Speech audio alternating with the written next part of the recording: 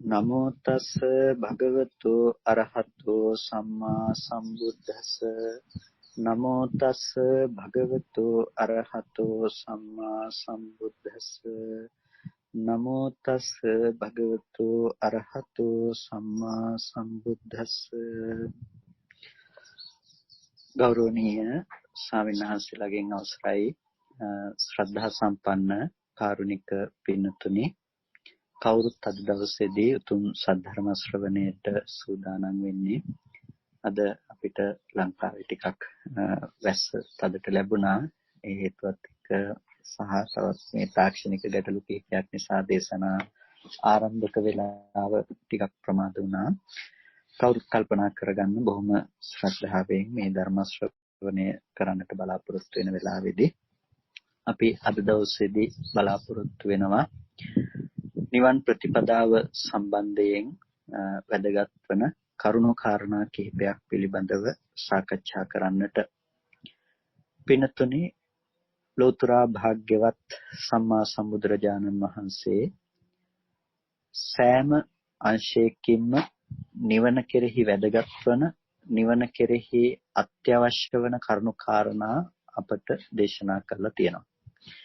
එහිදී ගැඹුරු ධර්ම කාරණාවන් වගේම සියුම් නුවණින් විමසිය යුතු ධර්ම කාරණාවන් වගේම ඊටමත් ප්‍රායෝගිකව අපේ ජීවිතයේ සකස් කරගත යුතු පැති පිළිබඳවත් භාග්‍යතුන් වහන්සේ කරුණු කාරණා පැහැදිලි කරලා අපට දේශනා කරලා තියෙනවා.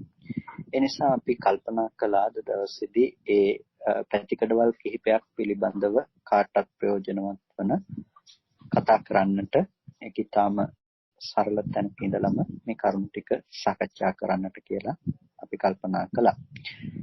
පින්නතුනේ අංගුත්තර නිකායේ නවක නිපාතයේහි අපිට දකින්නට පුළුවන්කම තියෙනවා සම්බෝධි වග්ගයේ සම්බෝධිපක්ඛය සූත්‍රය. සම්බෝධිපක්ඛය කියලා කියන්නේ මේ සම්බෝධි පාක්ෂික ධර්ම එහෙම නැතිනම් සම්බෝධිය පිණිස හේතු වන ධර්ම කාරණාවන් පිළිබඳව භාග්‍යතුන් වහන්සේ දේශනා කළ ධර්මයක්.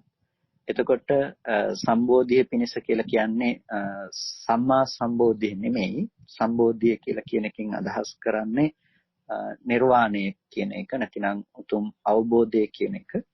ඒ උතුම් අවබෝධයේ පිණිස පවතින ධර්ම කාරණා කිහිපයක් තමයි මේ විදිහට මේ සූත්‍ර දේශනාව තුළ අද අපි සාකච්ඡාවට භාජනය කරන්නේ.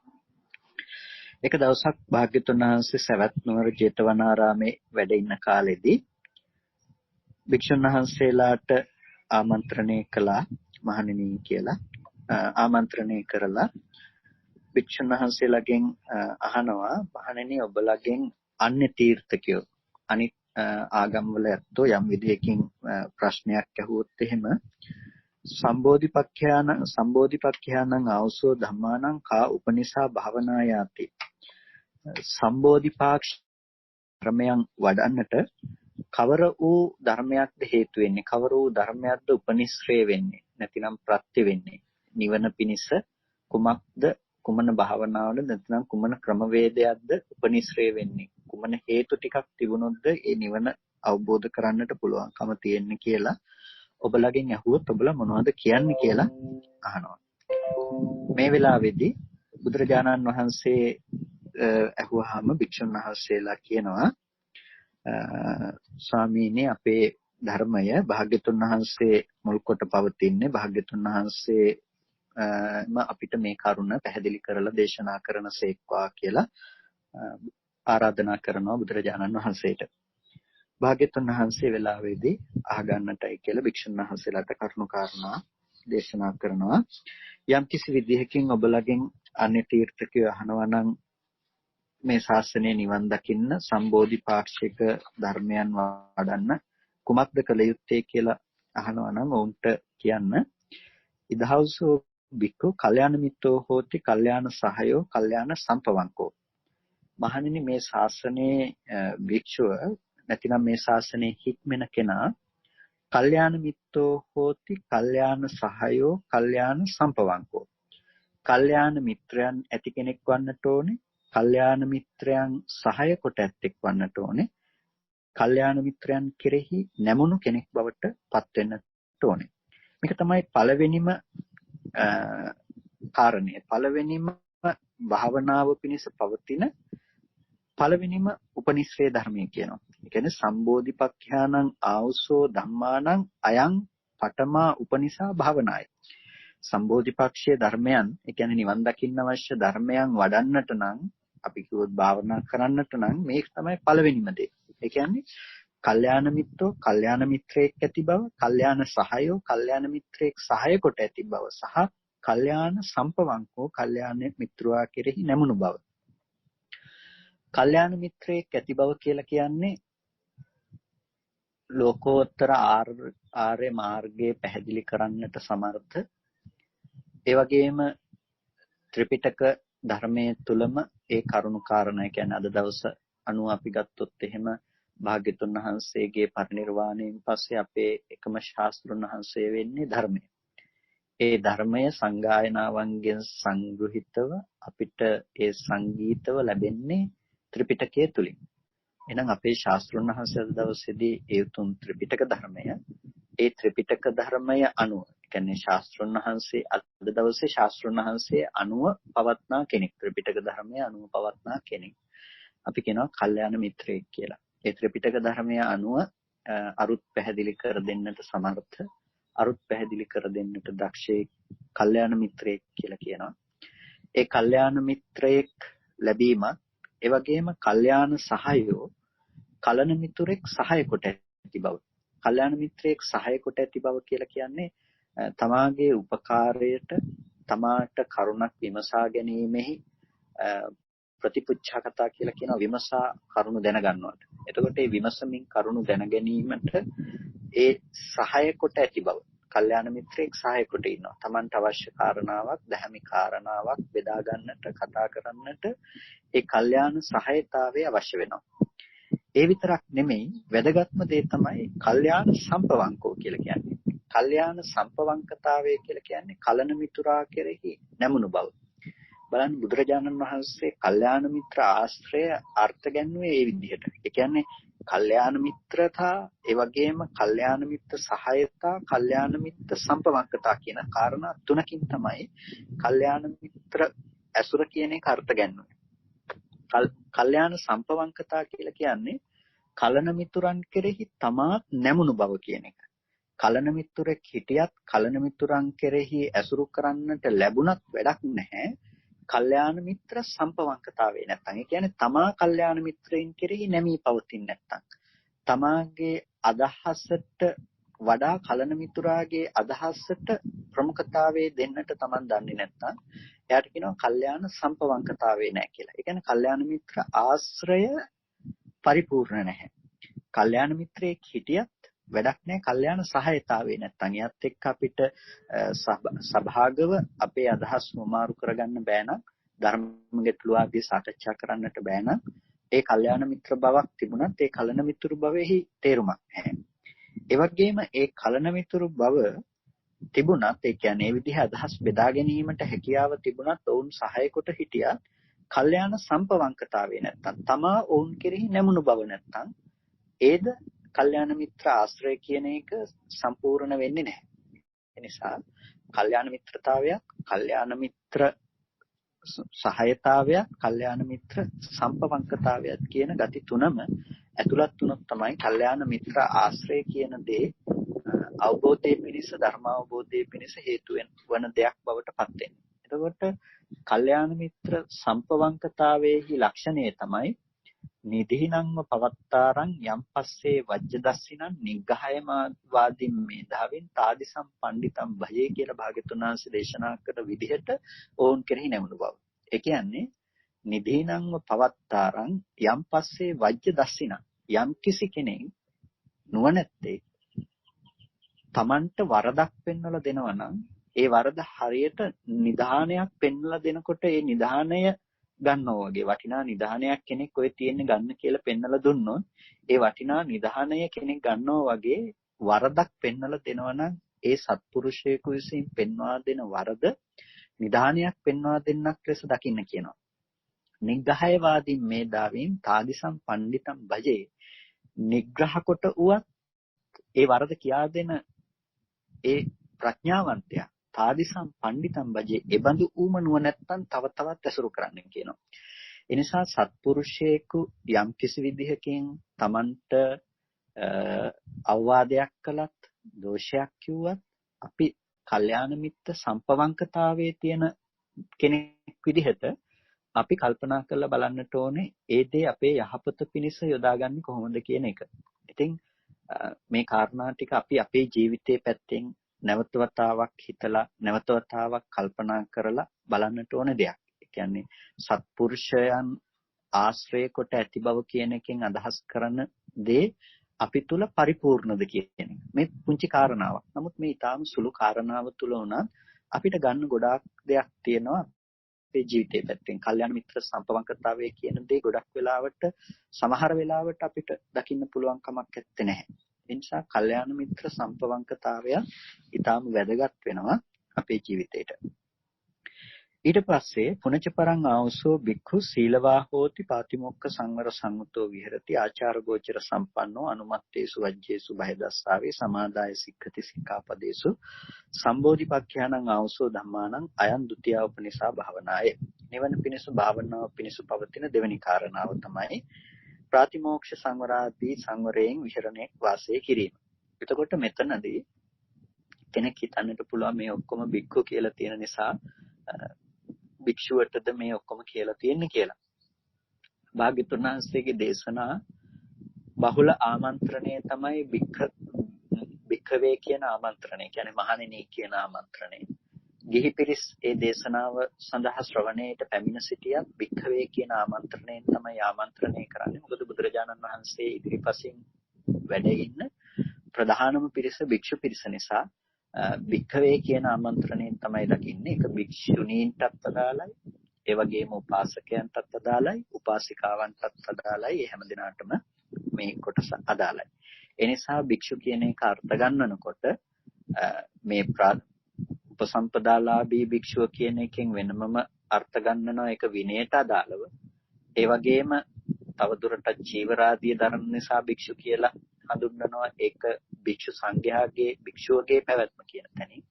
ඒ වගේම නිර්වාණය කෙරෙහි මෙහෙයු සිත් ඇතිව වාසය කරනවා කියන තැනින් හඳුන්වනවා. නිවන් දකින්නට වාසය අදාළ සියලුම අය පැත්තෙන් අරගෙන. ඒ නිසා භික්ෂු කියන තැනින් මේ කාටත් අදාළයි. එතකොට ගිහියන්ටත් පාතිමොක්ඛ සංවර සංවරයක් තියෙනවා. එතකොට පාතිමොක්ඛ සංවරය කියලා කියන්නේ පංචශීල සමාදන් වෙනවා නම් පංචශීල ටික, ආජීව අෂ්ටමක සීලාදී සමාදන් වෙනවා නම් ආජීව අෂ්ටමක සීලය. ආචාර ගෝචර සම්පන්නෝ. ආචාර ගෝචරයෙන් යුක්ත වෙන්න ඕනේ. ආචාර ගෝචරය කියලා කියන්නේ එතන හැසිරිය යුතු දේ ගෝචරය භූමිය සහ අගෝචර භූමිය නොහැසිරිය යුතු තැන පිළිබඳව Tamanට අවබෝධයක් තියෙනවා.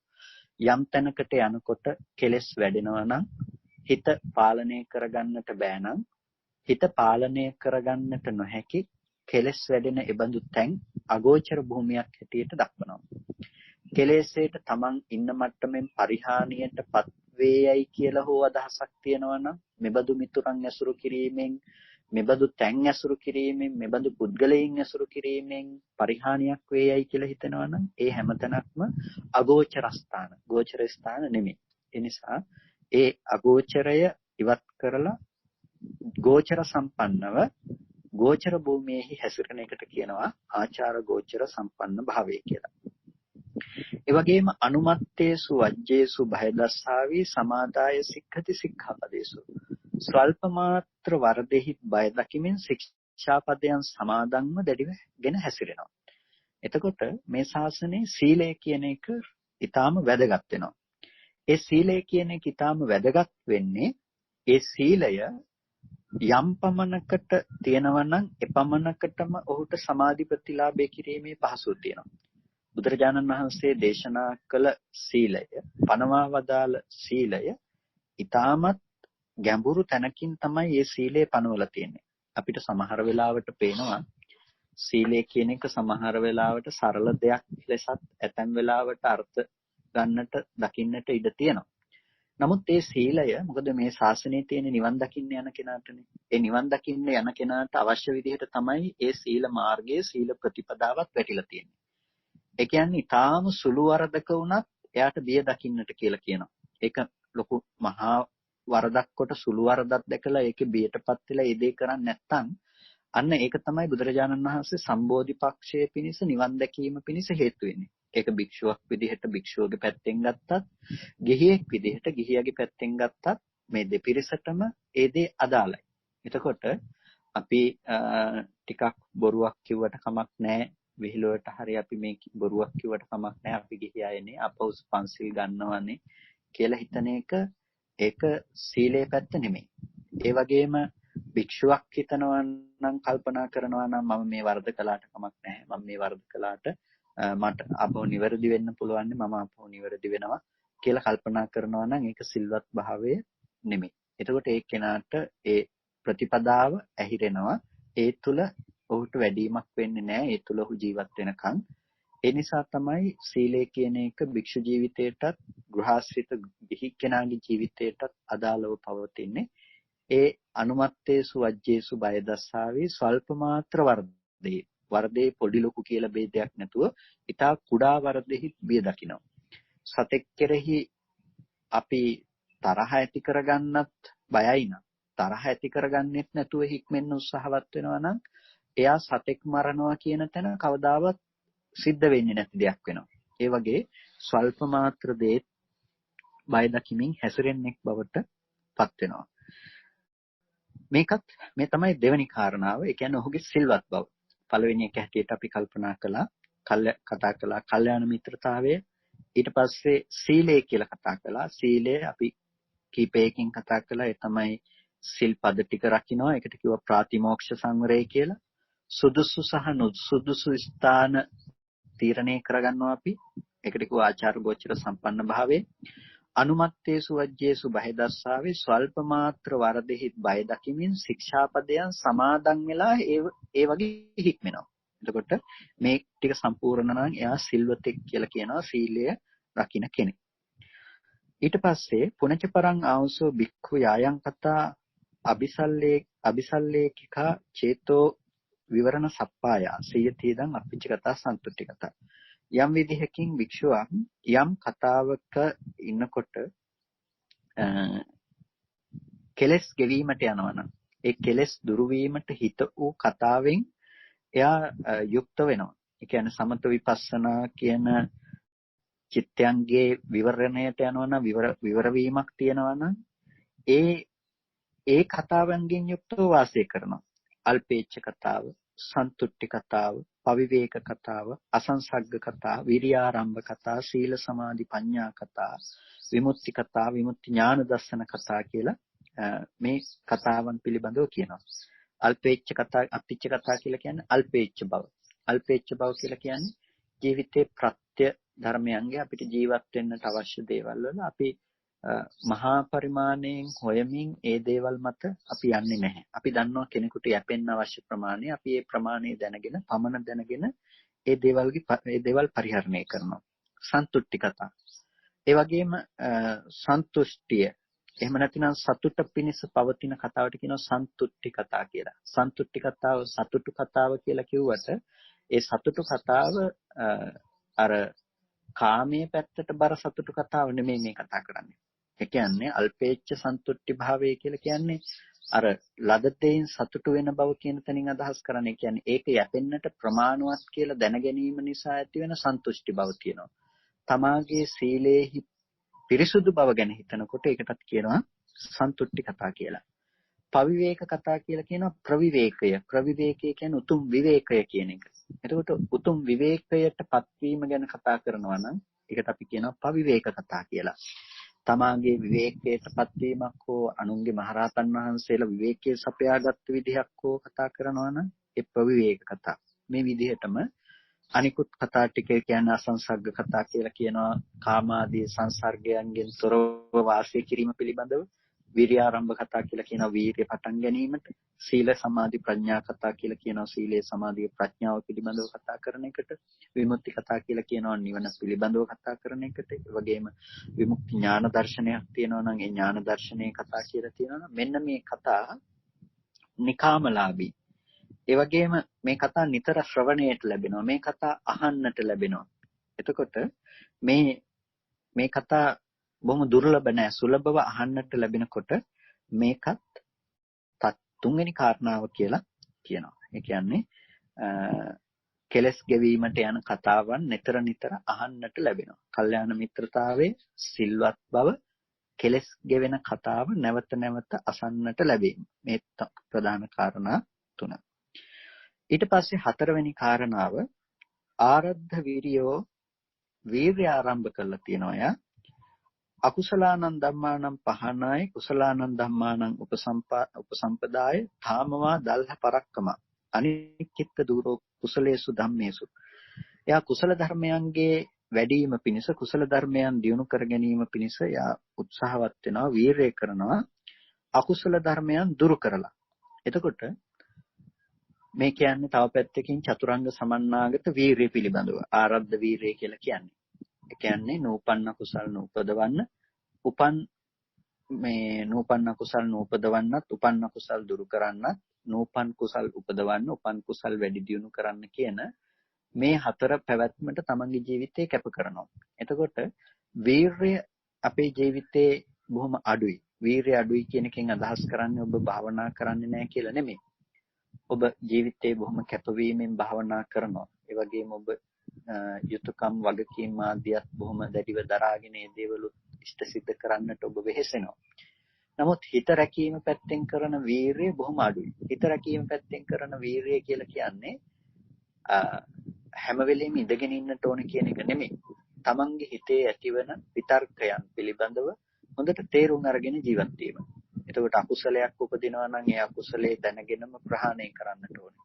අකුසල ධර්මයක් උපදින්නට පෙරම ඊට සුදුසු පරිසරයේ තේරෙනවා නම් මේ හේතුවෙන් මට හිතේ අකුසලයක් වන්න පුළුවන් කියලා. ඒකට අපිට පුළුවන් පෙර සූදානමක් වන්නට ඒ අවස්ථාවේදී අපි කොහොමද ඉවසීම පුරුදු කරන්නේ? ඒ වෙලාවේදී අපි කොහොමද ඒ අකුසලයේ නූපදින විදිහට අපි මානසිකාරය කරන්නේ කියලා අපිට කලින් අභ්‍යාස කරන්නට පුළුවන්කම තියෙනවා. ඒ අභ්‍යාස කිරීමත් වැදගත් වෙනවා. එතකොට ඒ වීරිය. ඒ කියන්නේ අපි යනකොට එනකොට ඔබ එදිනෙදා කටයුතු සිද්ධ කරගන්නකොට වීරිය කිරීම. එතකොට මේකට කියනවා ආරද්ධ වීරිය කියලා. ඒ කියන්නේ මේ වීරිය ඕනේ අපිට ඉඳගෙන ඉන්න නෙමෙයි. ඒ වීරිය අවශ්‍ය අර උපදව ගන්න දේ තමන්ගේ ජීවිතයේ පුරාවටම පතුරවන්නට ජීවිතයේ පුරාවට අරගෙන යන්නට. එහෙම නැත්නම් ඒකට කියනවා අපි වීරිය නැති ජීවිතයක් කියලා. එක මොහොතකට විතරක් වීරිය කිරීම තමන්ගේ සමස්ත දර්ශනයම වෙනස් කිරීමට තරම් ප්‍රාමාණික වෙන්නේ නැහැ. ඒ නිසායි මේ විදිහට වීරිය කියන දේ අවශ්‍ය වෙන්නේ. ඊට පස්සේ ඒ වීරිය ඇති කෙනාට ඊළඟට පස්වෙනි කාරණාවක් ගැන කියනවා පුණජ පරං අවසෝ බික්කු පඤ්ඤවා හෝති උද්‍යත්තගාමිනියා පඤ්ඤාය සමන්නාගතෝ අරියාය නිබ්බේධිකාය සම්මා දුක්ඛක්ඛය ගාමිනියා. මනවින් දුක් ගෙවීමට යන ආර්ය වුණ නිබ්බේධික ගාමී කියන්නේ මේ නිවන පිණිස පවතින උද්‍යත්ත ගාමිනී පඤ්ඤාය සමන්නාගතෝ උද්‍යත්ත ගාමිනී ප්‍රඥාවෙන් සමන්නාගත වන්නට ඕනේ. එතකොට උද්‍යත්ත ගාමිනී ප්‍රඥාව කියලා කිව්වේ උද්‍යත්ත ගාමිනී ප්‍රඥාව කියලා කියන්නේ උදය කියලා කියන අපි සමුදය කියන එකට ඒ වගේම අර්ථ කියලා කියනවා නැතිනම් අස්තංගමය කියලා කියන්නේ අස්තංගමයට යෑම කියන එකට. එතකොට මේ අස්තංගමය සහ උදය නැතිනම් සමුදය සහ වැය පිණිස පවතින ප්‍රඥාව වැඩි. ඔන්න දැන් ඔබට පැහැදිලි ඇති දැන් අපි ආවා ක්‍රමානුකූලව කල්යාණ මිත්‍රයන්ගේ ඉඳලා කල්යාණ මිත්‍රයන් නැමුණු කෙරෙහි පැවැත්ම තුල ඉඳලම අපි ආව දැන් මේ උද්‍යත්තගාමිනී ප්‍රඥාව. ඒ කියන්නේ අපි වෙනද කතා කරනවා විපස්සනාව පිළිබඳව අපි නුවණ ප්‍රඥාව පිළිබඳව කතා කරනවා. අන්නේ ප්‍රඥාව වඩන්න ඕනේ. භාවනාව දියුණු කරන්න ඕනේ. සතිපට්ඨානේ නම් සතිපට්ඨාන භාවනාව අපි වඩන්නේ කොහොමද කොතනටද කියන තැන අපි තීරණය වෙන තැන කරන්නට ඕනේ.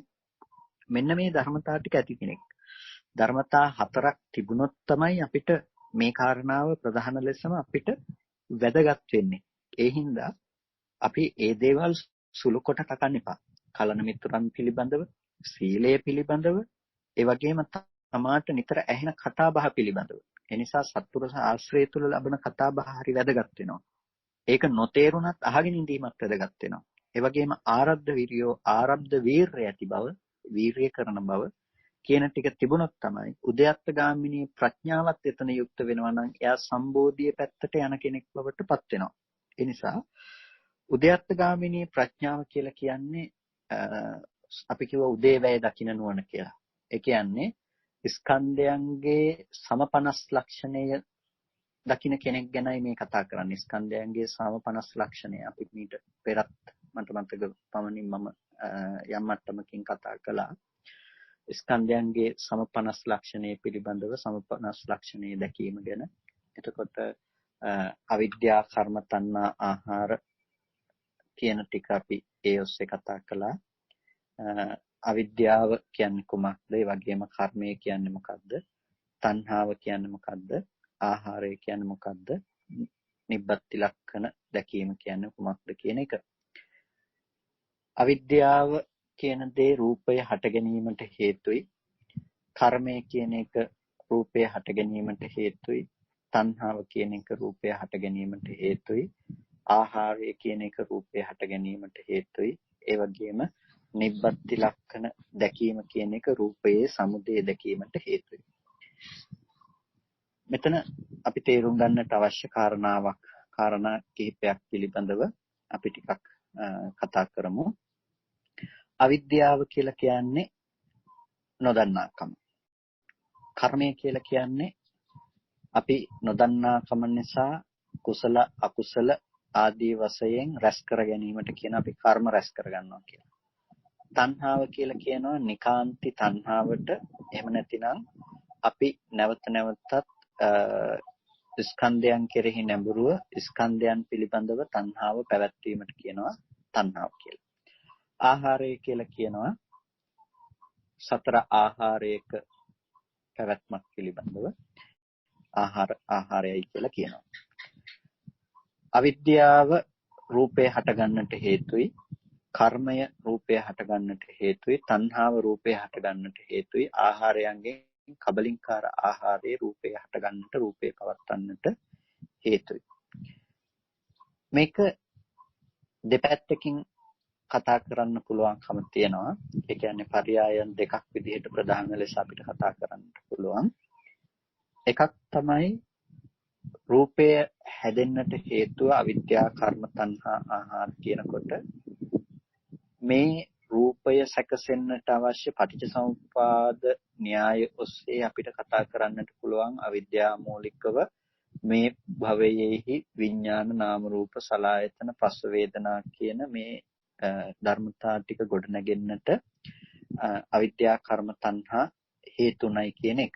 ඒ කියන්නේ අතීතෙදි අපි ඇත්ත නොදන්නා කම නිසා චතුරාර්ය සත්‍ය ධර්මයේ නොදන්නා කම නිසා අවිද්‍යාව කියලා කියනවා. කුසල අකුසල වශයෙන් රැස් කරගත්ත කර්ම නිමිත්තකට තණ්හා උපාදාන භව වශයෙන් කෙලස් ටිකක් රැස් කර ගැනීම නිසා වර්තමානයේහි මේ විදිහට ආහාර කයක් එහෙම නැතිනම් ආහාරය නිසා හටගත්ත කබලින්කාර ආහාර ප්‍රත්‍යයෙන් උපන් කයක් උපාදාන වශයෙන් අල්ලගත්තා. එතකොට මේ රූපය හටගන්න පැත්ත කියනකොට ඒ පටිච්චසමුප්පාද න්‍යාය ඔස්සේ මේ සම්තතිය තුළ මේ කය හටගත් ආකාරය කියන තැනින් කතා කරන්න පුළුවන්කමක් තියෙනවා. ඒ වගේම අපිට රූපය හමුවන තැන පිළිබඳව මේ එක්ෂණිකව අපිට මේ ඔස්සේ කතා කරන්න පුළුවන්කමක් තියෙනවා. අවිද්‍යා කර්ම තණ්හා කියන ටික ආහාරය මතට පතිත වෙනකොටයි මේ ටික ඇති වුනේ කියලා. ඒ කියන්නේ ඔබට පැහැදිලි ඇති දැන් මේ අපි කතා කළේ මේ පෙර ජීවිතයේ අවිද්‍යා කර්මය නිසා විද්‍යාවෙන් ඇත්ත නොදන්නා කම නිසා කුසල් වශයෙන් අකුසල් වශයෙන් කර්ම රැස් කරගෙන ඒ රැස් කරගත්ත කර්ම නිමිත්තකට ගති නිමිත්තකට තණ්හා කරලා තණ්හා කරපු නිසා තමයි මේ ඒ විඥානේ නාම රූපයකට බැසගත්තාම මේ කයක් උපාදාන වශයෙන් අල්ලගෙන මේ ජීවිතේදී උත්පත්තිය ගත්තේ මේ විදිහටත් රූපේ හටගත්තාය කියලා අපිට කතා කරන්න පුළුවන්. ඒ වගේම ඇහැට මේ මොහොතේ වර්ණ රූපයක් ගැටෙනකොට අනිත් කාරණාව මේ කතා කරන්නේ ඇහැට වර්ණ සටහනක් ගැටෙනකොට ඒ වර්ණ සටහන දැන ගැනීමට තමයි එතන සිත වැය වෙන්නේ.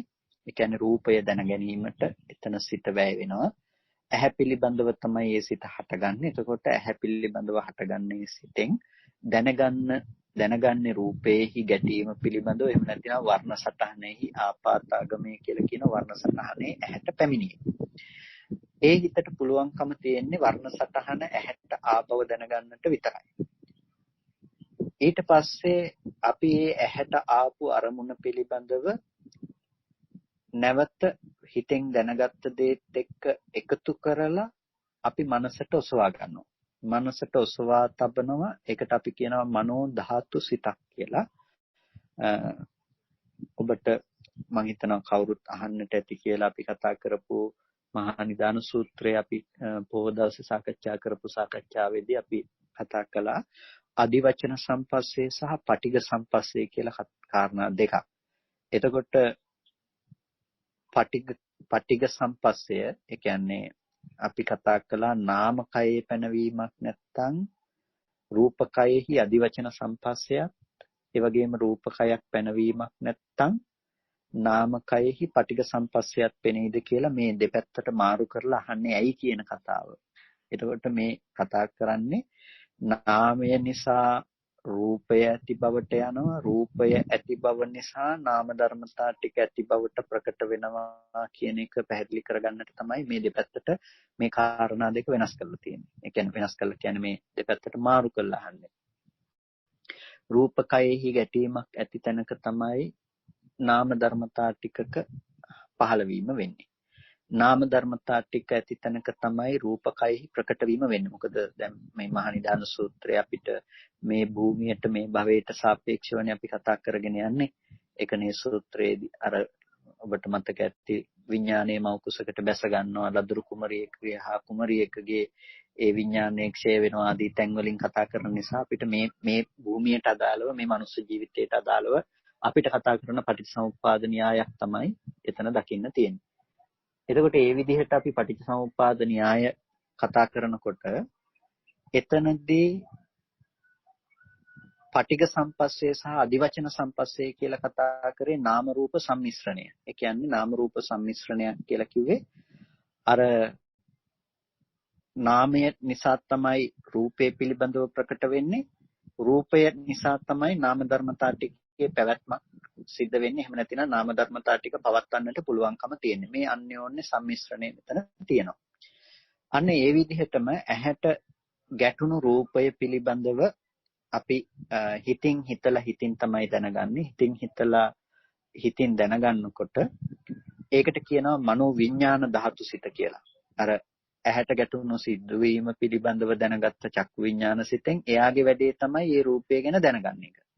මනෝ ධාතු සිතයි ඊළඟට පහළ වෙන්නේ. මනෝ ධාතු සිතේ ලක්ෂණය තමයි අර ඇහෙන් රූපය ගැන දැනගත්ත ධර්මතා ටිකම අරමුණු කරගෙන මනෝ විඥාණයට දැනගන්න පුළුවන් විදිහට අරමුණු ටික ඒක රාශී කරලා දෙනකම එකතු කරලා දෙනකම ඔසවා තබනවා.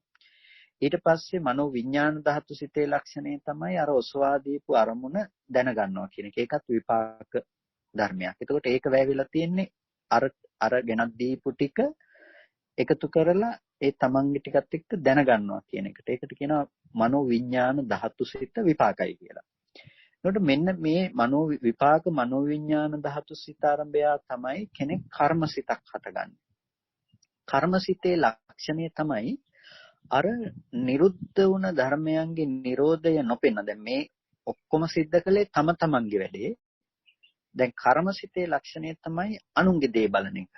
අනුන්ගේ දේ බලන එක කියලා කිව්වේ ආපහු අර රූපය තියනවා කියලා තමයි යාගේ කල්පනා කරන්නේ. රූපේ තියනවා කියන එක එළිය බාහිරට යොමු වෙන මානසික මට්ටම ඇති වෙන්නේ කර්ම සහගත මට්ටමකින්. ඒ රූපේ පිළිබඳව දැනගත්තේ විපාක මනෝවිඤ්ඤාණ ධාතු සිතෙන්. ඒ කියන්නේ මනෝවිඤ්ඤාණ සිතෙන් දැනගත්ත දේ අරඹයා බාහිර පවතින බවට මෙනෙහි කරනවා. ඒකට කියනවා කර්ම මනෝවිඤ්ඤාණ විඥානයක් කියලා. ඒ කියන්නේ කර්ම රැස් කර ගැනීමක්. කුසල වශයෙන් අකුසල වශයෙන් අපිට කර්ම රැස් කර ගැනීමක් තියෙන්නේ අන්න එතනදී. එතකොට එතනදී තමයි අපිට නැවත රූපය ඇති බවට අපි අසුරු කරන්නේ. ඒ කියන්නේ අර දැනගත්ත අම්මා එළියේ ඉන්නවා කියලා අපි හිතන්නේ. දරුවා එළියේ ඉන්නවා කියලා හිතන්නේ. දැනගත්ත රූපය එළියේ තියෙනවා කියලා අපි කල්පනා කරනවා. එතකොට ඒ දැනගත්ත පුද්ගලයා ඉන්නවා කියලා කල්පනා කරනවා.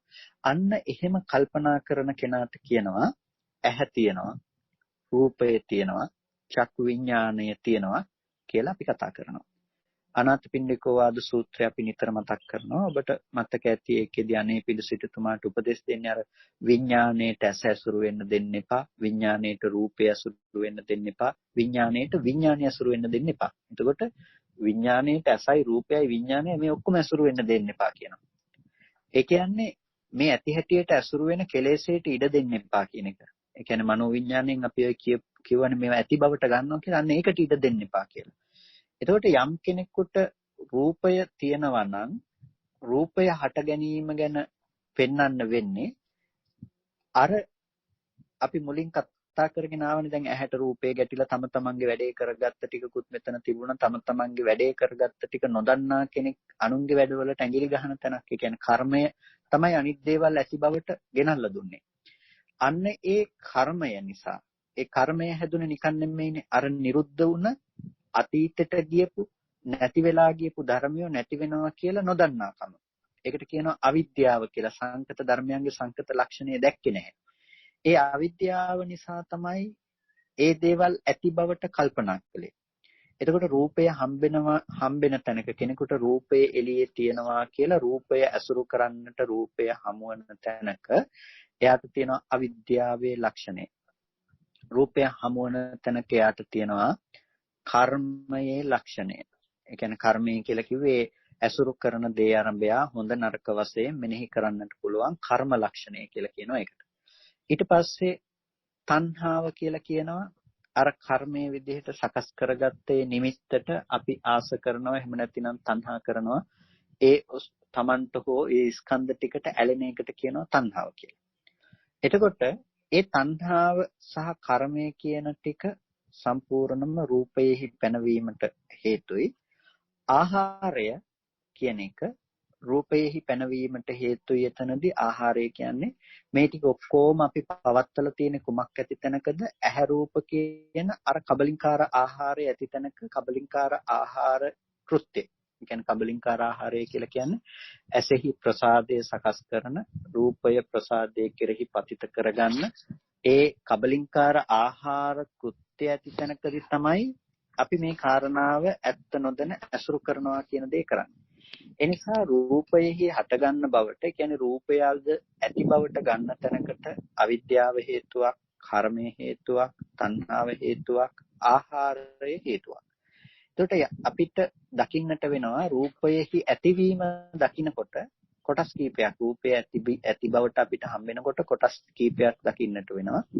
අවිද්‍යාව නිසා හටගත්තා, කර්මය නිසා හටගත්තා, තණ්හාව නිසා හටගත්තා, ආහාරය නිසා හටගත්තා. එතකොට ඒ ටිකම දකින්න බවට කියනවා නිබ්බත්ති ලක්ෂණ දැකීම කියලා. මේ ටිකේ එකතුව දකින්න බවට කියනවා නිබ්බත්ති ලක්ෂණ දැකීම කියලා. ඒ කියන්නේ හට ගන්න තියෙන හේතු ටික දකින්නවා කියලා. එයා රූපස්කන්ධයේ හට ගැනීම දකින්නකොට රූපස්කන්ධයේ පවතිනවා කියලා මේ ඉපදීම දකින්නකොට එයා දකිනවා මේ කාරණා පහක් පිළිබඳව. අවිද්‍යාවත්, කර්මයක්, තණ්හාවත්, ආහාරයත් මේ ලක්ෂණ ටිකේම නිසා රූපය හටගත්තා කියන එක නිබ්බත්ති ලක්ෂණ දැකීම කියනවා. රූපය හට ගැනීමට දකින්නවා කියනකොට රූපය හට ගැනීම දකින්නවා කියනකොට ධර්මතා පහක දැකීමක් යාට තියෙනවා. එතකොට අවිද්‍යා, කර්ම, තණ්හා, ආහාර, නිබ්බත්ති ලක්ෂණ දැකීම කියන ටික. වේදනාව පිළිබඳව දකිනකොට වේදනාවෙහි හට ගැනීමත් නැතිනම් වේදනාව සැප දුක් වශයෙන් නැවත වේදනාව පිළිබඳ නැඹුරු වී වේදනාව ඇසුරු කරන මට්ටමේදී අවිද්‍යා, කර්ම, තණ්හා, ආහාර, නිබ්බත්ති ලක්ෂණ දැකීම නිසයි මේ නිබ්බත්ති ලක්ෂණ දැකීම කියන ටික දකිනකොට වේදනාවේ හට ගැනීම යා දකිනවා. ඒ විදිහටම සංඥාව, සංස්කාරය සහ විඥානය කියන මේ පහටම අවිද්‍යාව නිසාත් හට ගන්නවා, කර්මය නිසාත් හට ගන්නවා, තණ්හාව නිසාත් හට ගන්නවා, ආහාරය නිසාත් හට ගන්නවා කියලා අපි ඒ ධර්මයන් ඒ තැන දකිනකොට ඒ හට ගැනීම දකිනවා. ඒ කියන්නේ රූපේ හට ගැනීම දකිනකොට නිබ්බත්ති ලක්ෂණ දැකීම කියලා කතා කරනවා. නිබ්බත්ති ලක්ෂණ දැකීම කියලා කියන මේ කාරණා ටික නිසා රූපේහි හට ගැනීම පේනවා. ඊට පස්සේ රූපේහි නිරෝධය එතකොට කාරණා පහක් පස්සරක් පහ 25යි. රූපේහි නිරෝධය දකින්න පැත්තට කතා කරනකොට අවිද්‍යා නිරෝධයෙන් රූපේ නිරෝධයි, කර්මේ නිරෝධයෙන් රූප නිරෝධයි, තණ්හා නිරෝධයෙන් රූප නිරෝධයි, ආහාර නිරෝධයෙන් රූප නිරෝධයි කියලා මේ විදිහට අපි ඒ හේතුන්ගේ නැතිවීම නිසා අපි රූපේ නැතිවීම පිළිබඳව දකිනකොට ඒ නිරෝධය දකිනකොට නිබ්බත්ති ලක්ෂණයන්ගේ නිරෝධය අපිට පේනකොට රූප නිරෝධය පේනවා. රූප නිරෝධය ඒ විදිහට පේනවා කියලා කියන්නේ එයා රූපය අස්තංගමයට යන ආකාරයෙන් දකින්නේ. එතකොට උදය හට ගන්න ආකාරය දැක්කා 25 ආකාරයකින්, වැය වෙන ආකාරය දකිනවා 25 ආකාරයකින්. එතකොට මේ ටිකට කියනවා ස්කන්ධ ධර්මයන්ගේ උදය වැය දකිනවා කියලා 50 ලක්ෂණයකින්. එතකොට ස්කන්ධ පහ අනුව මේ ධර්මතා පහ හට ගැනීමට සහ වැය වීමට බෙදුනහම ස්කන්ධයන්ගේ උදය වැය සම 50 ලක්ෂණයකින් බලනවා කියලා කතා කරනවා. එතකොට සම 50 ලක්ෂණයකින් ස්කන්ධයන්ගේ උදය වැය මෙනෙහි කරන එකට කියනවා උද්‍යත්තගාමිනී ප්‍රඥාවෙන් යුක්තයි කියලා. ඒ උද්‍යත්තගාමිනී ප්‍රඥාවෙන් යුතු බවත් ධර්මාවබෝධයට අවශ්‍ය වෙන දෙයක්. ධර්මාවබෝධයට වැදගත් වෙන දෙයක්. මේ කාරණා ටික කෙනෙකුට අත්‍යවශ්‍යයි අවබෝධයටපත් වෙන්න. ඒ කියන්නේ ධර්මය අවබෝධ කරගන්නට. කෙනෙකුට හිතෙන්නට පුළුවන් සමහර වෙලාවට පුංචි ගාථාවක් අහලා නිවන් දැකපු අයත්, පුංචි බණ පදයක් අහලා නිවන් දැකපු අයත් ওই ටික දැනගෙනමද නිවන් දැක්කේ කියලා. ඉන්ද්‍රිය නානත්වය තමයි ඒට හේතුව. ඉන්ද්‍රිය වේමත්තතාවය කියලා කියනවා. ඒ කියන්නේ තික්කපඤ්ඤ පුද්ගලයන්ට බොහොම සුළු දෙයකිනුත් ඒ ධර්මය අවබෝධ කරගන්නට පුළුවන්කම තියෙනවා.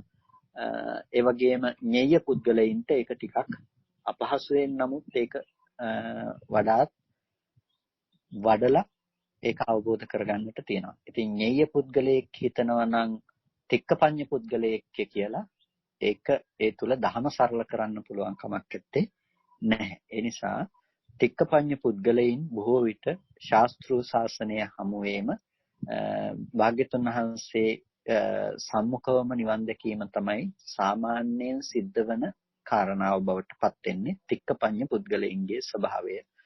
ඒ වගේම විපංචිතඤ්ඤ පුද්ගලයාගේ ස්වභාවයත්.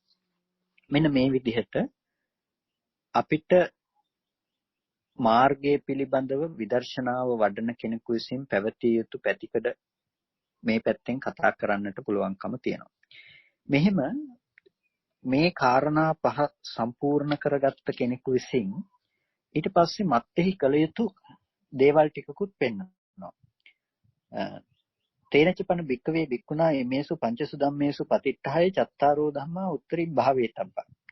මේ ධර්මතා පහ තියෙන කෙනා මේ ධර්මතා පහක පිහිටලා ඒ පිහිටපු කෙනා චත්තාරෝ ධම්මා උත්තරින් භාවේතබ්බා ධර්මතා හතරක් ඊට පස්සේ වඩන්න ඕනේ.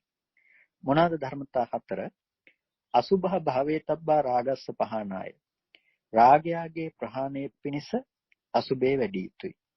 මෙත්තා භාවේතබ්බා ව්‍යාපාදස්ස පහනාය. මෛත්‍රිය වැඩි යුතුයි ව්‍යාපාදේ දුරු වීම පිණිස. ආනාපාන සති භාවේතබ්බා විතක්කුපච්ඡේදාය. ආනාපාන සතිය වැඩි යුතුයි විතර්කුපච්ඡේදේ කියන විතර්ක සිඳීම පිණිස. අනිච්ච සංඥා භාවේතබ්බා අස්මිමාන සමුග්ඝාතාය. අනිත්‍ය සංඥාව දුරු කළ යුතුයි අස්මිමානේ දුරු කිරීම පිණිස. අනිච්ච සංඤිනෝ භික්ඛවේ භික්ඛුනෝ අනත්ත් සංඥා සංඨාති. මහණෙනි අනිත්‍ය සංඥාව වඩන භික්ෂුව විසින් අනාත්ම සංඥාව තුල පිහිටා සිටිනවා. අනත්ත් සංඤේ අස්මිමාන සමුග්ඝාතං පාපුනාති. අනාත්ම සංඥාව තියෙන කෙනා අස්මිමානය සමුග්ඝාතයට පැමිණෙනවා. දිත්තේව ධම්මේ නිබ්බානති. දිටු දැමියෙහිම එයා නිර්වාණයට පැමිණෙනවා. ඔන්න අපිට බුදුරජාණන් වහන්සේ මත්තේහි කළ යුතු දේවල් ටිකක් පෙන්වනවා. මත්තේහි කළ යුතු දේවල් ටිකට මොකද්ද? අසුභා භාවේ තබ්බා රාගස්ස පහනාය. අසුභේ දුරු කරන්න කිව්වා. අසුභේ වඩන්න කිව්වා. රාගය ප්‍රහාණය කරන්නට. මෙත්තා භාවේ තබ්බා ව්‍යාපාදස්ස පහනාය. මෛත්‍රී වඩන්න කිව්වා. ව්‍යාපාදේ දුරු කරගන්න. එතකොට රාගය ප්‍රහාණය කරන්නට අසුභේ පෙන්වුවේ. එහෙනම් අසුභ භාවනාව තියෙන්නේ මේක පිළිකුල් කිය හිත හිතින්නට නෙමෙයි, රාගය දුරු කරගන්න පැවැත්මකට යන්නට. ඒ නිසා සතිපට්ඨානයේදී පවා අසුභය ගැන කතා කරන්නේ මේ රාගයට ප්‍රතිවිරුද්ධව යන්නට අවශ්‍ය තැනකදී මේක වඩන්න භාවිත කරන්න අවශ්‍ය වෙන කාරණාවක් විදිහට. එහෙම නැත්නම් ඒ අසුභ නිස්ෘතව ගන්න කර්මස්ථානයේම හේතු කරගෙන යාට පුළුවන් කසිනේ පැත්තට නැඹුරුව වඩලා හිත එකඟ කරන්න පුළුවන්කම තියෙනවා. වර්ණ භාවනාවක් පැත්තට හිත එකඟ කරන්න පුළුවන්කම තියෙනවා. එතකොට භාවනා කරන කෙනෙකු විසින් තමන්ගේ හිත පිළිබඳව හොඳ කල්පනාවකින්, ඊටා හොඳ අවධානයකින් පසු වේ යුතුයි. තමාගේ හිතෙහි යම්කිසි දෙයක් පිළිබඳව ඇලීමට යනවා නම් ඒ ඇලීමට යන දෙෙහි නොඇලීම පිණිස, ඒක කලකිරීම පිණිස බැලීම අනිවාර්යෙන් සිද්ධ කළ යුතු දෙයක් වෙනවා. ඒ කියන්නේ පංචකාම ගුණිකත්වයේ මත යම්කිසි දෙයක ඇලෙනවා නම්, අපි කෙනෙක් පිළිබඳව රාගාදී චේතනාවක් පහළ වෙනවා නම්, එතකොට අපි ඒ කයෙහි අසුබ නිස්ෘත භාවය සහ ඒ කයෙහි ඇති අපිරිසුදු භාවය ආදිය අපි වැඩිම ඊටාම ප්‍රායෝගිකව අපිට භාවිත කරන්නට පුළුවන්. අපි සාමාන්‍යයෙන් පිටින් දැකලා කෙලෙස් සහිතව හැසිරෙන මනසක් ඇති කෙනෙකුට ඊට ඔබෙන් හිත තියලා එයාට පුළුවන් ටිකක් පේන දෙයට එහා ගිය නුවණක් නැතිනම් සංඥාවක් නිතර භාවිතයට ගන්න. එතකොට එයාට පුළුවන් නම් Tamanට ඇහැට පෙනෙන රූපයේ හැම කියන දේ විනිවිද ගිහිල්ලා ඒ හැම ගහපු රූපයක් විදිහට ඒක දකින්නට එයාට ආසාවට පෙනෙන සංඥාව ටිකක් විපරීත කරලා එයාට දකින්න පුළුවන්කම තියෙනවා.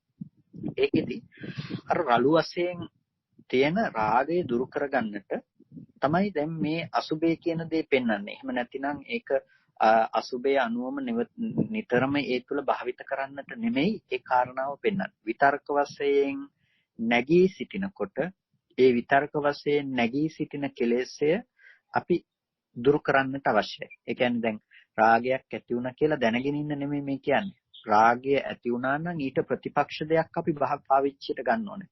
ගින්දරක් ඇති වුණා නම් අපි ගින්දර නිවීම පිණිස වතුර උපකාරයට ගන්න වෙනවා. වතුර හෝ ගිනි නිවන ද්‍රව්‍යයක් අපිට උපකාරයේ පිණිස ගන්න වෙනවා. ඒකට ප්‍රතිපක්ෂ දෙයක් තමයි අපි උපකාරයේ පිණිස ගන්නෙ. එතකොට රාගයේ ගින්නක් නම් රාගයට ප්‍රතිපක්ෂව යන දෙයක් ගන්නට ඕනේ. ඒ වගේම රාගය කියනකොට අපිට පුද්ගලයන් අනුව යන රාගයම නොවෙන්නට පුළුවන්.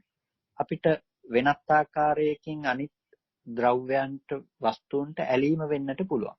ඒ හැම තැනකදීම අසුභය වෙනුවට අසුභය හා සමගාමී වන ආදීනවානුපස්සනාව අපිට තියෙන්නට ඕනේ.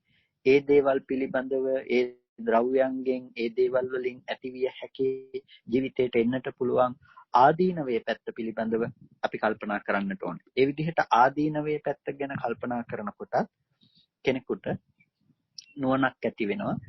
ආදීනවය නිසා ඒ දේවල් කෙරෙහි නැඹුරු නොවි ඉන්න. ඒකත් කියන්නේ මේ දිගටම අපිට ඒ තුල වාසය කරන්නට අවශ්‍ය නිසා ආදීනවේ බලනවා කියන එක නෙමෙයි. ආදීනවානුපස්සනාවෙන් අපි අදහස් කරන්නේ ඒ කෙනාට ඒ තුල තියෙන රළු සහගත කෙලෙසේ, රළු සහගත ඇලීම, රළු සහගත කැමැත්ත දුරු වෙන්නට ආදීනවය එයා මෙනෙහි කරනවා. එතකොට එයා අසුභය වඩනවා රාගය දුරු කරගන්න. මෙත්තා භාවේතබ්බා ව්‍යාපාදස්ස පහනාය. ව්‍යාපාදේ දුරු කරගන්නට අවශ්‍ය නම් එයා මෛත්‍රිය වඩනවා. හිතෙහි අමනාපය ඇති වෙනවා නම්, පටිගය නිතර ගැටීම් සහගත ස්වභාවය ඇති වෙනවා නම් ඒක නිවනට ප්‍රතිපක්ෂ ධර්මයක්. නිවනට ප්‍රතිවිරුද්ධව තියෙන ධර්මයක්. එහෙනම් නිවනට ප්‍රතිවිරුද්ධ ඒ දේ නසා දැමිය යුතුයි. ඒ නිවනට විරුද්ධ වෙන ධර්මයේ ඉවත් කළ යුතුයි. ඒක ඉවත් කරන්නට නම් අපිට මෛත්‍රිය වඩන්නට වෙනවා. මෛත්‍රියෙන් හිත මොලොක් නැත්තම් වදින තැන ටිකක් රිදෙනවා. ඒ හින්දා ඒ වදින තැන රිදෙන්නේ නැති වෙන්න අපි ටිකක් මේක මොලොක් කරලා තියාගන්නට අවශ්‍යයි. එහෙනම් අරමුණු වල නොගැටී පවතින්නට අරමුණු වල රළු විදිහට අපිට ගැටි ජීවත් වෙන්නේ නැති වෙන්නට නම් අන්න අපිට අවශ්‍ය වෙනවා ඒ අරමුණු වල නොගැටෙන භාවනාවක් අපිට දියුණු කරන්න. ඒකට තමයි මෛත්‍රිය කියලා කියන්නේ. මෛත්‍රිය අපි විශේෂයෙන්ම අරමුණු කරන්නේ සත්ව පුද්ගලයන් ඇසුරු කරගෙන. සියලු සත්වයෝ නිදුක් වෙත්වා නිරෝගී වෙත්වා ආදී වශයෙන් සත්වයන් පුද්ගලයන් ඇසුරු කරගෙන තමයි අපි මෛත්‍රිය කියන දේ ප්‍රගුණ කරන්නේ. හැබැයි ඒ විදිහට අපි සියලු සත්වයන් ඇසුරු කරගෙන මෛත්‍රිය වැඩුවත් හිතට ඇති වෙනවා මෙත්තා ගතිය. ඒ කියන්නේ මෙත්තා ගතිය කියන එකෙන් අදහස් කරන්නේ අර ද්වේෂයට ප්‍රතිපක්ෂව ගියපු මෛත්‍රී සහගත සංකල්පනාව. ඒ මෛත්‍රී සහගත සංකල්පනාව තමයි ඊටාම වැදගත් වෙන්නේ. එතකොට අජීවිතයක් කෙරෙහි වුණත් එයා ගැටීමකට යන්නේ නැහැ. එයාගේ මෛත්‍රී සහගත සංකල්පනාව නිසා. ඒක ඇති කරගන්නේ අපි ජීවී සත්වයින් කෙරෙහි. හැබැයි ජීවී සත්වයින් කෙරෙහි උනත් ඇති කරගත්ත මෛත්‍රී සංකල්පනාව යාව මෘදුමලක් කරනවා අජීවී දෙයක උනත් නොගැටී ඉන්නට තරම්. ඒක ප්‍රායෝගිකව මෛත්‍රී භාවනාව දියුණු කරන කෙනෙක් දන්නවා. ඒ මෛත්‍රිය කියන දේ පවතින්නේ අන්තිමේටම සත්පුද්ගල භාවයෙන් අපි අනිත් අයව අරමුණු කළාට මෛත්‍රී කියන දේ ඇත්තටම පවතින්නේ තමාගේ సంతానගතව සියලු ආරම්මණයන් කෙරෙහි මෛත්‍රී සහගතව වාසය කරන්නට තමන්ට පුළුවන්කම ලැබෙනවා කියන එක. ආනාපාන සති භාවේතබ්බා විතක්කුපච්ඡේදාය ආනාපාන සති භාවනාව වඩන්නට කියනවා විතර්කයන් සංසිඳවන්නට. එතකොට ආනාපාන සතිය කියලා කියන්නේ විතර්ක සංසිඳවන කර්මස්ථානය. ආනාපාන සතිය කියන මෙතනදී නියෝජනය වෙනවා දැන් මේ විතර්ක සංසිඳ වීම පිණිස හේතු වෙන විතර්ක සංසිඳ වීමට හැකි සියලුම කර්මස්ථානයන් මෙතනදී සංග්‍රහ කරන්නට පුළුවන්කම තියෙනවා. ආනාපාන සතියෙන් තමයි ප්‍රධාන ලෙසම විතර්ක සංසිඳවන්නේ විතර්කයන් සිඳලා දාන්නේ. එහෙනම් ඒ නිසා ආනාපාන සතිය මෙතනදී කතා කරනවා. එහෙනම් අපිට අවශ්‍යයි සමාධි නිමිත්තක් ආසේවනය කරන්න. ඒ සමාධි නිමිත්තේ ආසේවනයේ තමයි ආනාපාන සති භාවේතබ්බා විතක්ක උපච්ඡේදාය කියන එකෙන් අදහස් කරන්නේ. විතර්ක උපච්ඡේදයේ තමයි ඊළඟට අවශ්‍ය කාරණාව. අපි ලෝභයෙන් හිත නිදහස් කළා, ඒකට කිව්වා රාගය දුරු කළා කියලා. ද්වේෂයෙන් හිත දුරු කළා, අපි කිව්වා ඒකට මේ ව්‍යාපාදේ දුරු කරනවා කියලා. එතකොට සතිපට්ඨානය කතා කරනකොට ඔබට මතක ඇති අපි කිව්වා විනේය්‍ය ලෝකේ අවිජ්ජා දෝමනස්සං. මේ ලෝකේ පංච උපාදානස්කන්ධ සංඛ්‍යාත ලෝකේ අවිජ්ජා දෝමනස්සේ තමයි දුරු කරන්නේ. අවිජ්ජාව කියනකොට විශ්වම ලෝභය, දෝමනස්සේ කියනකොට තරහව, පටිගය කියන එක. එතකොට එතනදී සතිපට්ඨාන භාවනාව කියන තැනදී කතා කළේ ඒ දෙයම තමයි. අවිජ්ජා දෝමනස්සේ දුරු කරන්නට උත්සාහවත් වෙනවා. ඒක තමයි අපේ මූලිකම අධියර භාවනාව පටන් ගන්නකොට ප්‍රධානම දේ තමයි අර රළු විදිහට ඇලෙන සහ රළු විදිහට ගැටෙන තැන් ටික අපි ඉවත් කරගන්නේ. ඒ රළු විදිහට ඇලෙන ගැටෙන ටික අපිට ඉවත් කරගන්නට වෙන්නේ පොදු ඒ කියන්නේ අපිට විතරක් ආවේනික අපේ කර්මස්ථානයේ මගින් නෙමෙයි පොදු ධර්මතා ටිකකින්. ඒ කියන්නේ අංගෝපාංග ටිකකින්. ඒකට තමයි අපිට අසුභය අනුව බලන්න තියෙන්නේ. ඊට පස්සේ මෛත්‍රිය අනුව බලන්න තියෙන්නේ. අන්න ඒ කාරණාව නිසා. ආනාපාන සතිය අවශ්‍ය වෙනවා අපිට විතර්ක උපච්ඡේදනය සඳහා. විතර්ක උපච්ඡේදනය කියලා කියන්නේ විතර්ක සංසිඳවන එකට. මේ සම්පූර්ණම අපි කතා කරන්නේ සාමාන්‍ය සතිපට්ඨානයකින් සිද්ධ වෙන කාරණා ටික පිළිබඳව. ඒ කියන්නේ යම් අරමුණක සිහිය පිහිටුවා තැබීමෙන් ඒ මනාව සිහිය පවත්වන ඒ ආරම්මණයේදී රාගය දුරු වෙනවා, ද්වේෂය දුරු වෙනවා, විතර්ක උපච්ඡේදයට යනවා. යම් කිසි කෙනෙකුට ආනාපාන සතිය තුළ හිත තැබීමෙන්ම රාගය දුරු වෙනවා නම් ව්‍යාපාදයට ඉඩ නැත්තම් ඒකත් ප්‍රමාණවත් ඒ කෙනාට විතර්ක උපච්ඡේදයක් එතනින්ම සිදුවන නිසා. එතකොට ධාතු කර්මස්ථානයේ තුල හිත තිබ්බහම එයාට රාගයට ඉඩ නැත්තම් මෛත්‍රී කියන දේ මෘදු මොලක් බව තුල හිත පිහිටා සිටිනවා නම් ආනාපාන සතියෙන් ලැබෙන විතර්ක උපච්ඡේදයක් එතනදි සිද්ධ වෙනවා නම් ඒක එයාට ප්‍රමාණවත් ඒ කර්මස්ථානයේ වැඩිම පිණිස.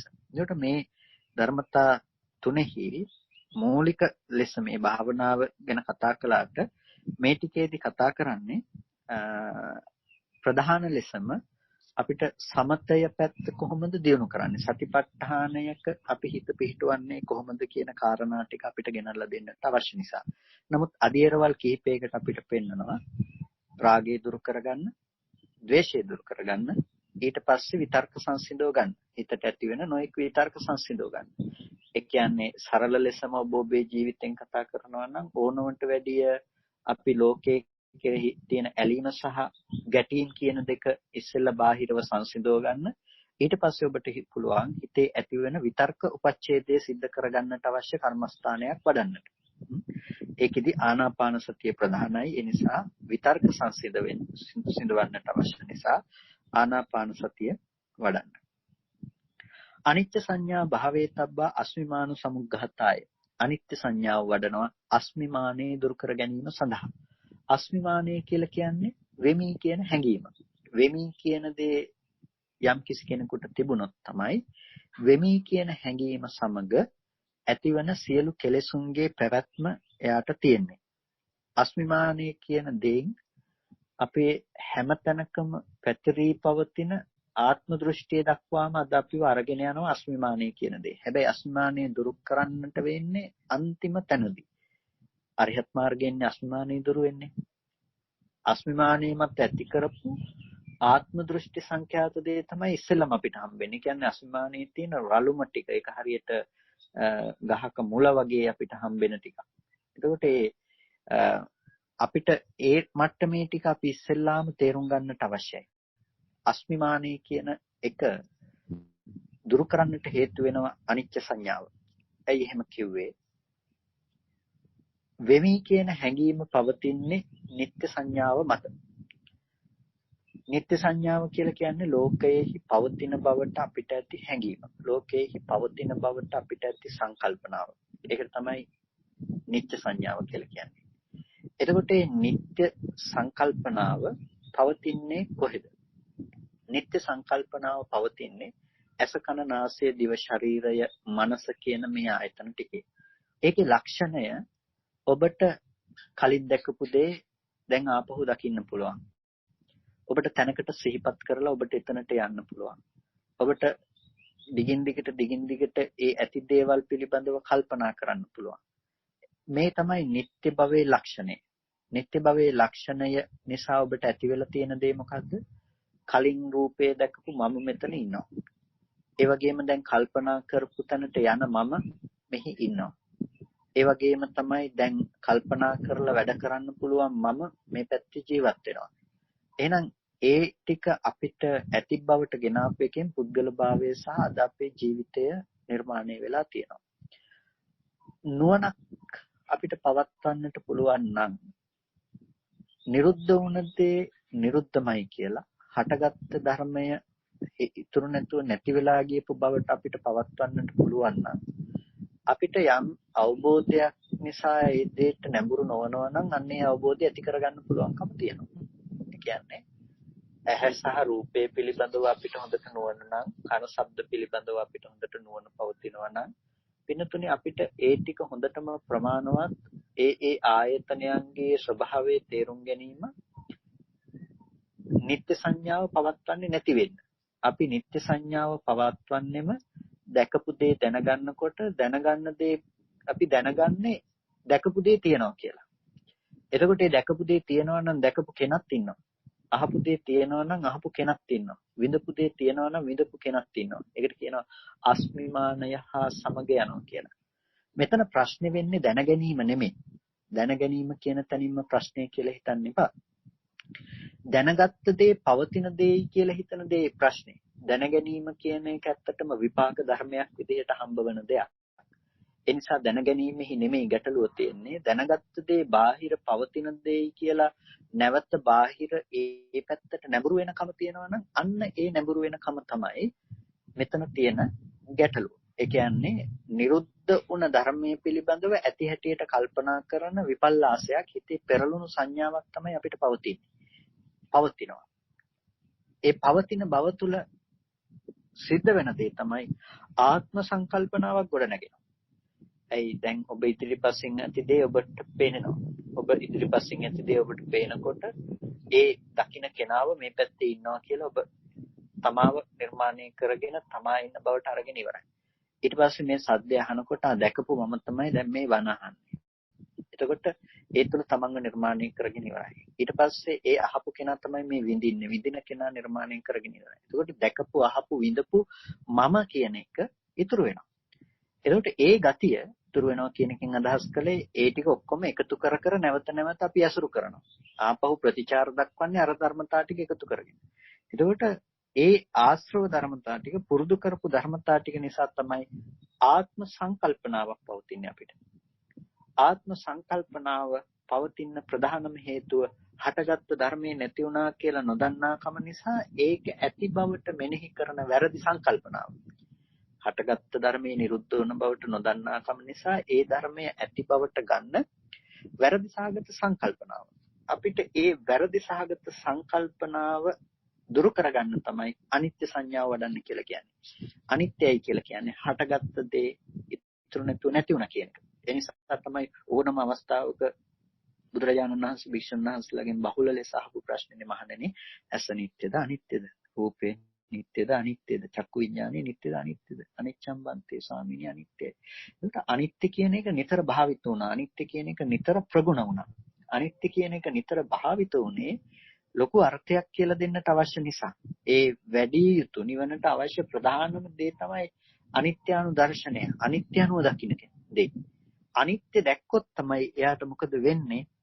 එයාට අනිත්‍ය සංඥාව භික්කවේ භික්ඛුනෝ අනත්ත් සංඥා සංඛාති. ඒ කෙනාට තමයි අනාත්ම සංඥාව පිහිටා සිටින්නේ. යම් කිසි කෙනෙක් අනිත්‍ය දැක්කොත් අනිත්‍ය දකින්න කෙනාට තමයි අනාත්ම සංඥාව වෙන්නේ. ඒ කියන්නේ පුද්ගලයෙකුගේ පැවැත්මක් මෙතන නැහැනේ. හටගත්ත දේ ඉතුරු නැතුව නිරුද්ධ නම් ඒ දේ සමග තමන් ඉන්නවා කියන්න බෑනේ. ඒ හේතුඵල ධර්මයන්ගේ Nirodhe දකින්න.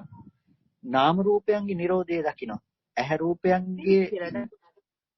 රූප ඉතුරු නැතුව නිරුද්ධ වුණ බව දකිනවා. ඇහැ රූප දෙක ඉතුරු නැතුව නිරුද්ධ වුණ බව දකින නිසාම ඒ දේවල් කෙරෙහි නැවත නැඹුරු වීමක් සිද්ධ වෙන්නේ නැහැ. ඒ නිසා එයාට කියනවා අස්මිමානයේ දුරු කළොත් අස්මිමානයේ නැති කරන්නට යන කෙනෙකු අනිත්‍ය සංඥාව වඩනවා. අනිත්‍ය සංඥාව වඩන ඒ කෙනාට මොකද වෙන්නේ? අනාත්මය පිහිටා සිටිනවා. ඒ කියන්නේ අනාත්මය නොවැඩුවත් අනිත්‍ය දකිනවා නම් එයාට පෙනෙන්නේ ආත්ම වශයෙන් ගන්න තැනක් නැහැ කියන අනාත්ම සංඥාව. අනාත්ම සංඥාව එයාට වැඩුණොත් අනාත්ම සංඥාව ඒ වැඩෙන කෙනාට අනත්ත් සංඤේ අස්මිමාන සමුග්ඝාතම් පාපුනාති. අස්මිමානයේ සමුග්ඝාතනය කරනවා. ඇයි? එයාට ඒ ආයතනයන්ගේ Nirodhe සාක්ෂාත් වෙනවා. හැම ආයතනයක් පාසාම හැම ආයතනයකින්ම අස්මිමාන සමුග්ඝාතය සිද්ධ කරනකොට අන්න ඒ කෙනාට දැන් පවත්වන්නට තැනක් නැහැ. ඒ කියන්නේ ක්ෂේත්‍රයක් නැහැ, බිමක් නැහැ. ඇහැ පැත්තෙන් ගත්ත අරමුණු ඉතුරු නැතුව නිරුද්ධයි කියලා දකිනවා. කන පැත්තෙන් ආපු අරමුණු ඉතුරු නැතුව නිරුද්ධයි කියලා දකිනවා. ඇහැ ඉතුරු නැතුව නැති වුණා, කන ඉතුරු නැතුව නැති වුණා කියලා දකිනවා. දකින ඒ කෙනාට අපි කියනවා ඇහැ නිරුද්ධයි කියලා. ඇයි? ඇහි Nirodhe තමයි දකින්නේ. ඇහැ හටගෙන නිරුද්ධ වුණා කියලා. අපි කියවනේ ඒ වෙලාවට ඒ කෙනාට පුළුවන් තමන්ගේ දේ කරන්න විතරයි කියලා. ඒකට ඇහැට පුළුවන් රූපයට එන්න, රූපයට පුළුවන් රූපයට පුළුවන් ඇහැට පතිත වෙන්න, ඇහැට පුළුවන් පතිත වුණ රූපේ පතිත කර ගැනීම කරන්න. ඊට පස්සේ විඥානයේ හැකියාව තිබුණේ අර ඇස පිළිබඳව වෙලා අර රූපය ගැන දැන ගැනීමට. එතකොට මේ එක එක්කෙනාගේ වැඩේට වැය වෙලා ඒ ටික එකතුව ගෙනල්ලා දෙන්න විතරයි මනෝ ධාතුවට පුළුවන් උනේ. මනෝ විඥාන ධාතුවට පුළුවන් උනේ යසෝලා දීපු දේ දැනගන්න ඒක කරන්න විතරයි. එතකොට මේ මනෝ ධාතු, මනෝ විඥාන ධාතු ආදී මේ තමන්ගේ වැඩේ බලාගත්ත ටික ඉවර වෙනකොටම ටිකක් අනුන්ගේ වැඩවලට ඇඟිලි ගහන කෙනෙක් විදිහට මනෝ විඥාන ධාතුව ඇති වෙනවා. ඒකේන අර ඔක්කොම ඇති බවට නැවත ඇසුරු කරනවා. ඒකට අන්නේ අනුන්ගේ වැඩවලට ඇඟිලි ගහන්න නැතිනම් අනිත් ඒවා ඔක්කොම ඇති බවට කල්පනා කරන ඒ වැරදි සහගත සංකල්පනාව යම් කෙනෙක් දුරු කරගත්තොත්. ඒක දුරු කරගන්නේ නිකම්ම නෙමෙයි අර නිරුද්ධ වෙච්ච දේ නිරුද්ධයි කියම පෙන්නලා තමයි ඒක ඇති කරගන්නේ. ඒකට නිරුද්ධ වෙච්ච ඇහැ කියන්නේ ඇහැ නැති තැනකනේ මෙච්චර කල් ඇහැ ඇසුරු කළේ. ඇහැ නැති වුණා කියලා දන්නවා. රූපේ නැති වුණා කියලා දන්නවා. චක්කු විඥානේ නැති වුණා කියලා එයා දන්නවා. මේ දේවල් වල අනිත්‍ය දැකීමෙන්.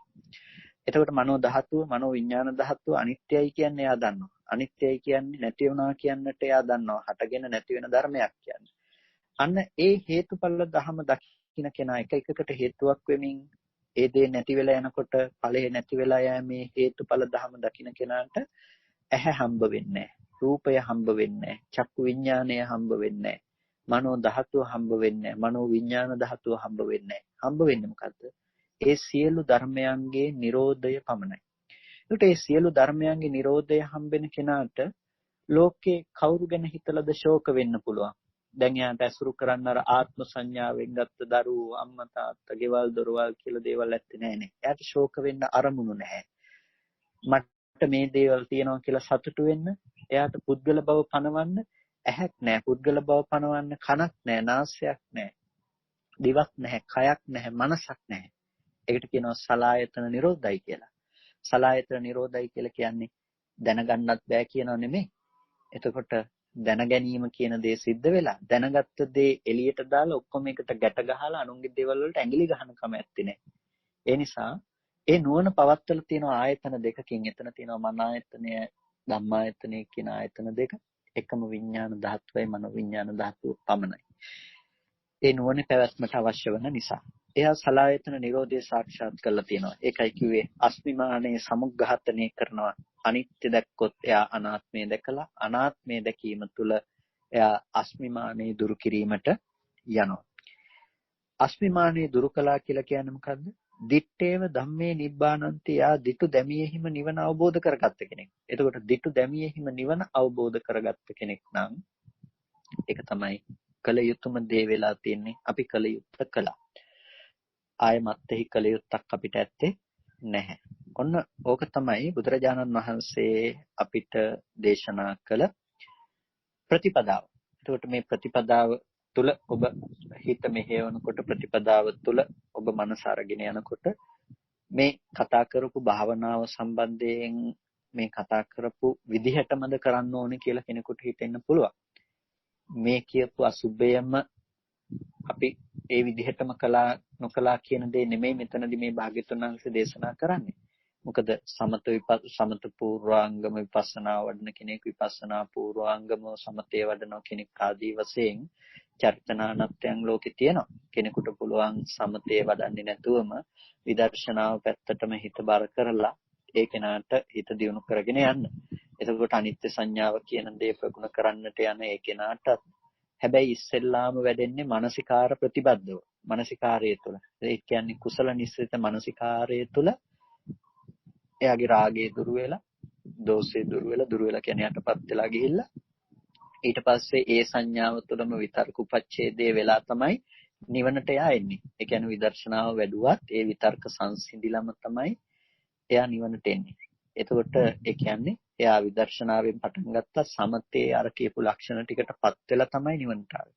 සමතේ වඩාගෙන අර පිළිවෙලට ගියත් එයා එන්නේ අර විදිහටම විතර්ක උපච්ඡේදය කළා අනිත්‍ය සංඥාවාදී අනිත්‍ය සංඥාව අනාත්ම සංඥාව වඩලම තමයි නිවන කරා එන්නේ. ඒ කොහෙන් ගියත් ඒ පුද්ගලයන් කොයි චරිතයෙන් ධර්මයේ වැඩිම පටන් ගත්තත් ඔය කියන කාරණාව තුළ ඒක රාශී වීම සිද්ධ වෙනවා. ඒකට අවබෝධ ගොඩක් නෙමෙයි එකම නිවන අවබෝධ කිරීම තමයි සිද්ධ වෙන්නේ.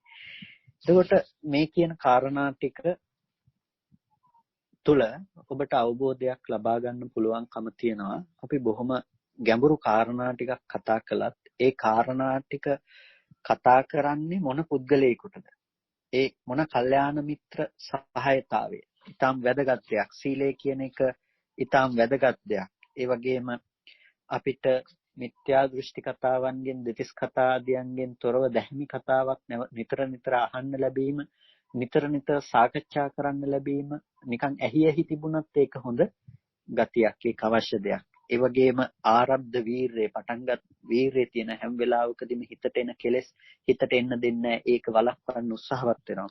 ඒ වගේම විදර්ශනා සහගත උද්‍යත්තගාමිනී ප්‍රඥාවෙන් යා යුක්තයි. උදේවැය දර්ශනය ළඟ තියෙනවා. අන්නේ තියෙන කෙනෙක් තමයි අර විදිහට ප්‍රතිපදාව වඩන්නේ. ඒ විදිහට ප්‍රතිපදාව වඩන කෙනෙකු විසින් පමණමයි ධර්මය අවබෝධ කරන්නේ. එහෙම නැතිනම් ධර්මය අවබෝධ කරනවා කියන එක සිද්ධ වෙන්නේ නැහැ. චරිතනානත්වය අනුව එක්ෂණිකව අවබෝධ කළත් උද්‍යත්තගාමිනී ප්‍රඥාව අනුව තමයි ගිහිල්ලා නිවන් දකින්නේ.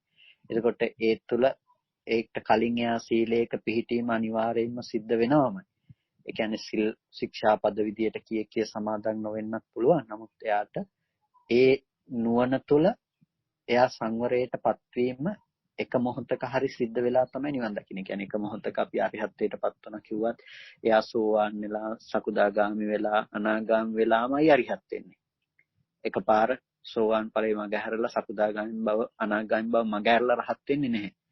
ඒ වගේම තමයි මේ කල්යාණ මිත්‍ර භූමියට සෝවාන් මාර්ගයටපත් වෙනවා කියන එකට අවශ්‍ය සත්පුරුෂ බව සීල ප්‍රතිපදාව ආදියත් එක්ෂණිකව වුණත් එයාගේ හිතේ සම්පූර්ණ වෙලා තමයි සෝවාන් මාර්ගය උපදින්නේ. සෝවාන් මාර්ගයට අනුතුරු තමයි ඵලය. ඒකට අනුතුරු තමයි සකදාගාමි. අපි එකපාර රහත් වුණා කියලා කියනවා.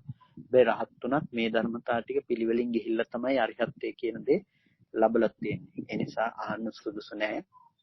එහෙනම් මේ අය සිල් රැකලාද නිවන් දැක්කේ කියලා එහෙම සමහර වෙලාවට මාර්ගඵල ලැබූ උත්තමයන් වහන්සේලාගේ චරිත අරගෙන සමහර කෙනෙක් තර්ක කළාට ඒක නුසුදුසු තැන. මොකද මේ විදිහේ අනුපූර්ව ක්‍රමයකටම තමයි නිවන් ප්‍රතිපදාව තියෙන්නේ. කෙනකෙනාට එතනට ඒ ධර්මයන් පිරීමට ගිහිල්ලා තියෙනවා. කෙනෙකුට පිරීමට ගිහිල්ලා නැති නිසා පුරවන්න තියෙනවා.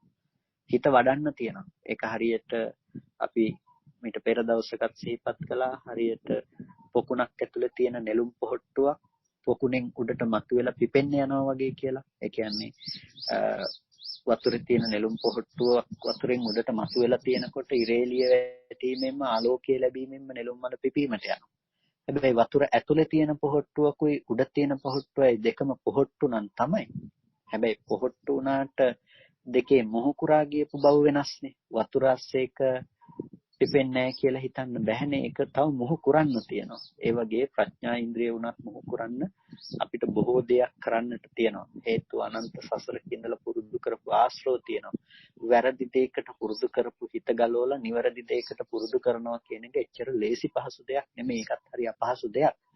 ඒ නිසා නිවන් දකින්නවා කියන එක කරන්න බැරි දෙයක් නෙමෙයි. කාටත් කරන්න පුළුවන් දෙයක්. හැබැයි උත්සාහය සහ වීරිය අපිට අවශ්‍ය වෙනවා.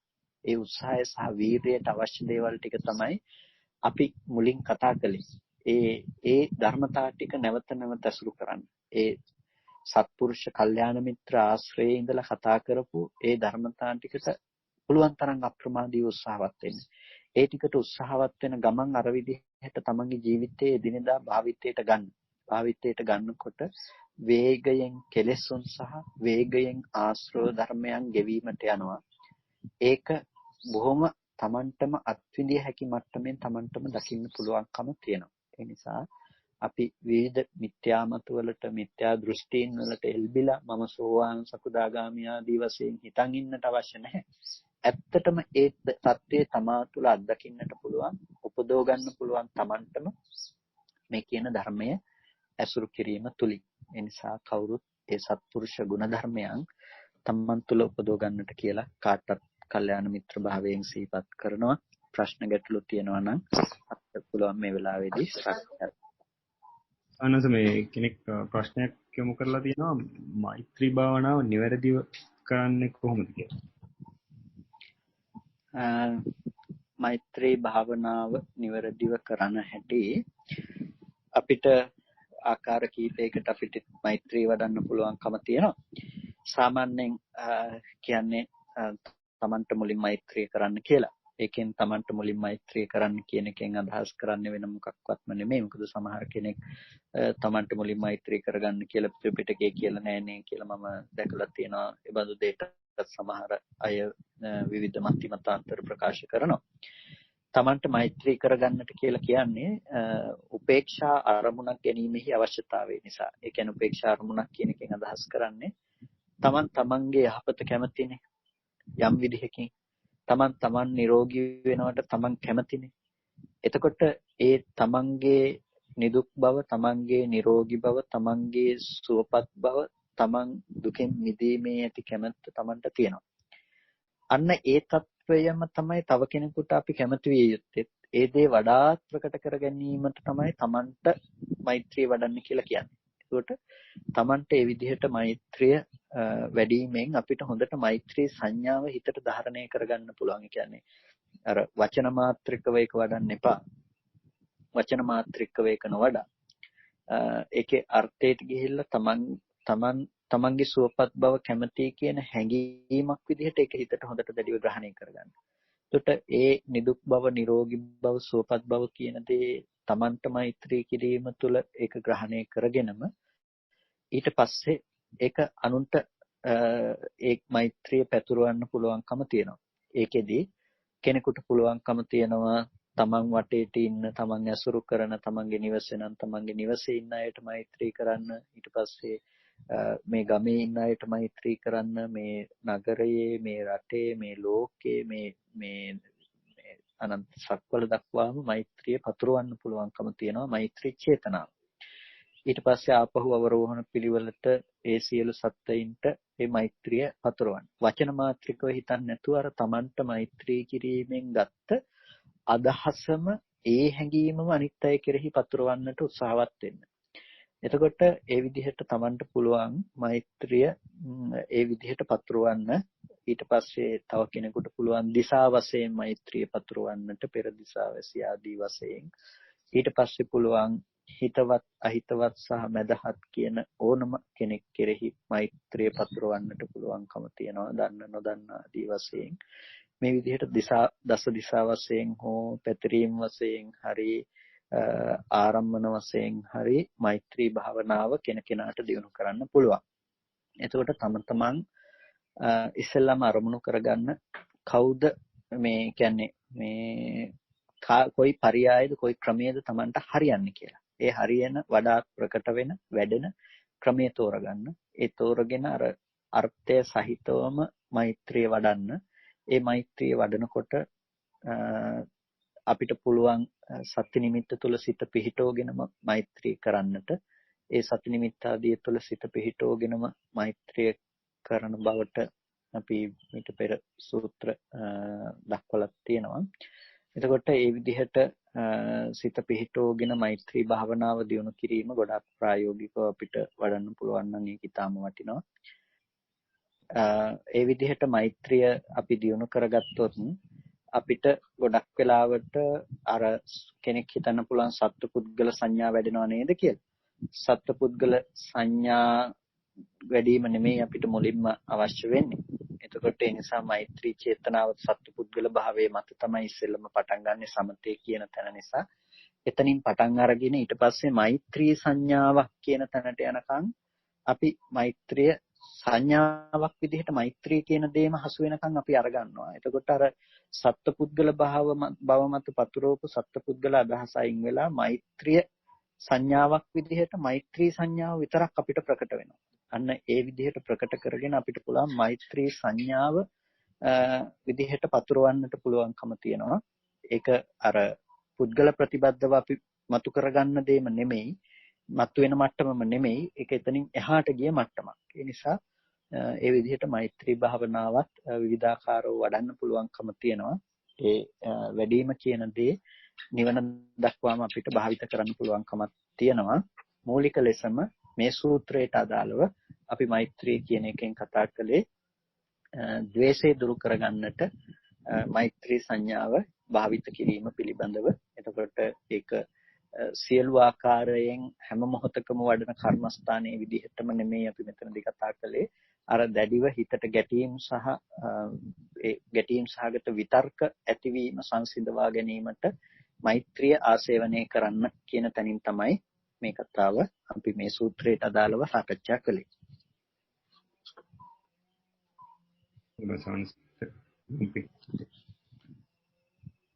අවසරයි සාමාස මේ ප්‍රශ්නේ දෙපාරක්ම කලින් දේශනාවකදී හවුවට හරියට ඉදිරිපත් කරන්න බැරි වුණා. මේ සමසර ඇසත් රූපයක් චක්කු විඥානයත් නිරුද්ධ වෙලා ගිය තැනක මනෝ විඥාණයෙන් සමාස මේ පටික සම්පස්සයටත් අධිවචන සම්පස්සයටත් අරුමුණු වෙන්නේ චක්කායතනයේ ආයතනයෙන් හදන රූපේ නේද කියලා මට පොඩ්ඩක් හිතෙනවා. ඒක පොඩ්ඩක් සමාස පොඩ්ඩක් පැහැදිලි වෙන පුළුවන් මම වැරදිද කියලා. තෙරුවන් සරණයි. මේ එතනදී නිහල් මහත්මයා දැන් අපිට චක්කායතනය කියන තැනින් ගත්ත අරමුණ තමයි එතනින් මනෝ ධාතු සිතෙන් ඔසවලා ගන්නෙ. ඇහැට රූපය කියන දේ ගැටෙන එකට තමයි පටිඝ සම්පස්සේ කියලා කියන්නේ. පටිඝ සම්පස්සේ කියන එක ප්‍රකට වෙන්නේ අදිවචන සම්පස්සේ තිබුණු. එතකොට ඒ පටිඝ සම්පස්ස සහ අදිවචන සම්පස්ස ආදී දේ සම්මිශ්‍ර භාවය නිසා තමයි මනෝ විඥාණයට පුළුවන්කම තියෙන්නේ කෙලින්ම අදිවචන සම්පස්සයක් තමයි එතනදී ඇති වෙන්නේ. අදිවචන සම්පස්සයක් විදිහට කෙලින්ම අරමුණක් විදිහට මනෝ ධාතුවෙන් ඔසවලා දෙන දේ අරගන්න පුළුවන්කම තියෙන්නේ. එතකොට ඒ මනෝ විඥාන ධාතුවේදී අපි දැනගන්නේ චක්කායතනයෙන් ගත්ත වර්ණ සටහන ඒ මොහොතේදී පවතින දේ දැනගන්නවා නෙමෙයි. ඒ වර්ණ රූපේ කියන එක හටගෙන නිරුද්ධ වුණ තැනකදී අපි මනෝ විඥාන මට්ටමින් නිරුද්ධ වුණ බව නොදන්නා කම නිසා අර මනෝ ධාතු සිතෙන් ඔසවා තබපු බව නිසා දැන ගැනීම තමයි මනෝ විඥාන ධාතුවේ ලක්ෂණය වෙන්නේ. ඊට පස්සේ මනෝ විඥාන ධාතුවෙන් ගත්ත අරමුණ ආරම්භය තමයි නවත කර්ම මට්ටමේ සකස් වෙන මනෝ විඥාන ධාතුව හටගන්නේ. කියන්නේ මනෝ විඥාන ධාතු සිත් දෙකක් තියෙනවා. අපි කිව්වොත් එහෙම විපාක සහ කර්ම කියලා. එතකොට කර්ම මනෝවිඥාන සහ විපාක මනෝවිඥානය කියලා කතා කරන තැනදී විපාක මනෝවිඥානය අර මේ රූපේ දැන ගැනීම කියන තැන सिद्ध කරලා තියෙනවා. හැබැයි ඒ මට්ටමේදී ආ රූපේ දැනගන්නවා කියලා දැනගෙන තියෙන්නේ මනෝවිඥාන මට්ටමක් නිසා චක්කු විඥානයෙන් විඤ්ඤය වුණ රූපායතනය නෙමෙයි. ඒ නිසා චක්කායතනය කියන තැනට වැය වෙලා තියෙන්නේ චක්කු විඥාණයෙන් විඤ්ඤය වෙන මට්ටමේ ටික විතරයි. මෙතන මනෝවිඥාණයෙන් විඤ්ඤය වෙනකොට මනෝවිඥාණයෙන් විඤ්ඤය වෙලා තියෙන්නේ අර රූපාරම්මණය පිළිබඳව. එතකොට ඒ රූපාරම්මණය නාම ධර්මතා ටිකක් ඔස්සේම තමයි ඇසුරු කරන්න වෙලා තියෙන්නේ මනෝවිඥාණයෙන් ගත්ත අරමුණේදී. එතකොට ඒ දැනගත්ත මනෝවිඥාණයෙන් ගත්ත අරමුණ කියන එකේට තමයි අපි කෙලෙස් වශයෙන් හැසිරෙන්නේ. ඒකට තමයි කර්ම මනෝවිඥානය කියලා කියන්නේ. එහෙනම් විපාක මනෝවිඥාන අවස්ථාවේදීත් කර්ම මනෝවිඥාන අවස්ථාවේදීත් දෙකේදිම චක්කා යතනෙහි පැවැත්ම ඒ තැන් දෙකේ සිද්ධ වෙන්නේ නැහැ. රූපා යතනෙහි පැවැත්ම ඒ තැන් දෙකේදී සිද්ධ වෙන්නේ නැහැ. සත්‍තිකල්ලි රූපේ රූපේ ඇතිකල්ලි ඇස කියන ඒ න්‍යාය ඒ තැන් දෙකට යෙදෙන්නේ නැහැ. ඒක යෙදෙන්නේ චක්කු විඥානයේ දක්වා පමණයි. එතකොට ඒ ටිකේම අරමුණ අරගෙන තමයි මේ විදිහට මේ මනෝ විඥාන ධාතුන්ගෙන්පත් වෙන්නේ. එතකොට ඒ අරමුණු කරන රූපේ කියන එකත් රූප උපාදානස්කන්ධයයි කියන සංග්‍රහයටම සංග්‍රහ කරනවා. ඒක සිතෙන් උපද්දවපු මට්ටමක් රූපයක්. ඒ කියන්නේ සිතෙන් ඇති කරගත්ත දෙයක් විතරයි ඒක. එතකොට ඒක අර චක්කායතනේ යථාර්ථයක් විදිහට ඒ මොහොතේ පවතින රූපේ නෙමෙයි. චක්කායතනයේ විදිහට ඒ මොහොතේ පවතුන රූපය පැවතුනේ චක්කු විඥානයේ හට ගැනීම දක්වා පමණයි. චක්කු විඥානයේ සමංගීව කතා කරන තැනට විතරයි ඇස සහ රූපේහි පැවැත්ම. ඒ නිසා ධම්මසංගණී රූපකාණ්ඩේ කතා කරනකොට මතක ඇති අපි කතා කරලා තියෙනවා චක්කායතනයේ සහ රූපායතන රූපය ගැන කතා කරනකොට චක්කු විඥානය දක්වා. එතකොට මේ චක්කු විඥානය දක්වාම චක්කායතනයත් රූපායතනයේත් පැවැත්ම එතනදී අපි කතා කරනවා. හැබැයි එතනින් එහාට චක්කායතනයේ රූපායතනයේ පැවැත්මක් කතා කරන්නේ නැහැ. චක්කායතනය සහ රූපායතනය කියන දේ ඒ මට්ටමේ චක්කු විඥාණයෙන් විඤ්ඤය වෙනවා. චක්කු විඥාණයෙන් විඤ්ඤය වූ අරමුණ තමයි මනෝ ධාතු සිතෙන් ඔසවලා තබන්නේ. මනෝ විඥාන ධාතු සිතෙන් දකින්නේ ඒ ඔසවපු අරමුණ දැනගන්නේ. ඒ මනෝ විඥාන ධාතු සිතේ හටගෙන නිරුද්ධ වුණාට පස්සේ ඒ දිහා බලාගෙන හටගත්තු ක්‍රියාසිත අනුව තමයි කර්ම මනෝ විඥානය හටගන්නේ. කර්ම මනෝ විඥානය තමයි අපි කෙලෙස් සහ කර්මයි කියලා කියන්නේ. එතකොට එතනදි තියෙන්නේ අර මට්ටමේ තියෙන රූපායතනේ නෙමෙයි ඒ රූපායතනයේ ඇති බවට ගත්ත සංකල්පනාව. ඒ චක්කායතනේ නෙමෙයි චක්කායතනේ නැති තැනක චක්කායතනේ ඇති බවට ගත්ත සංකල්පනාව.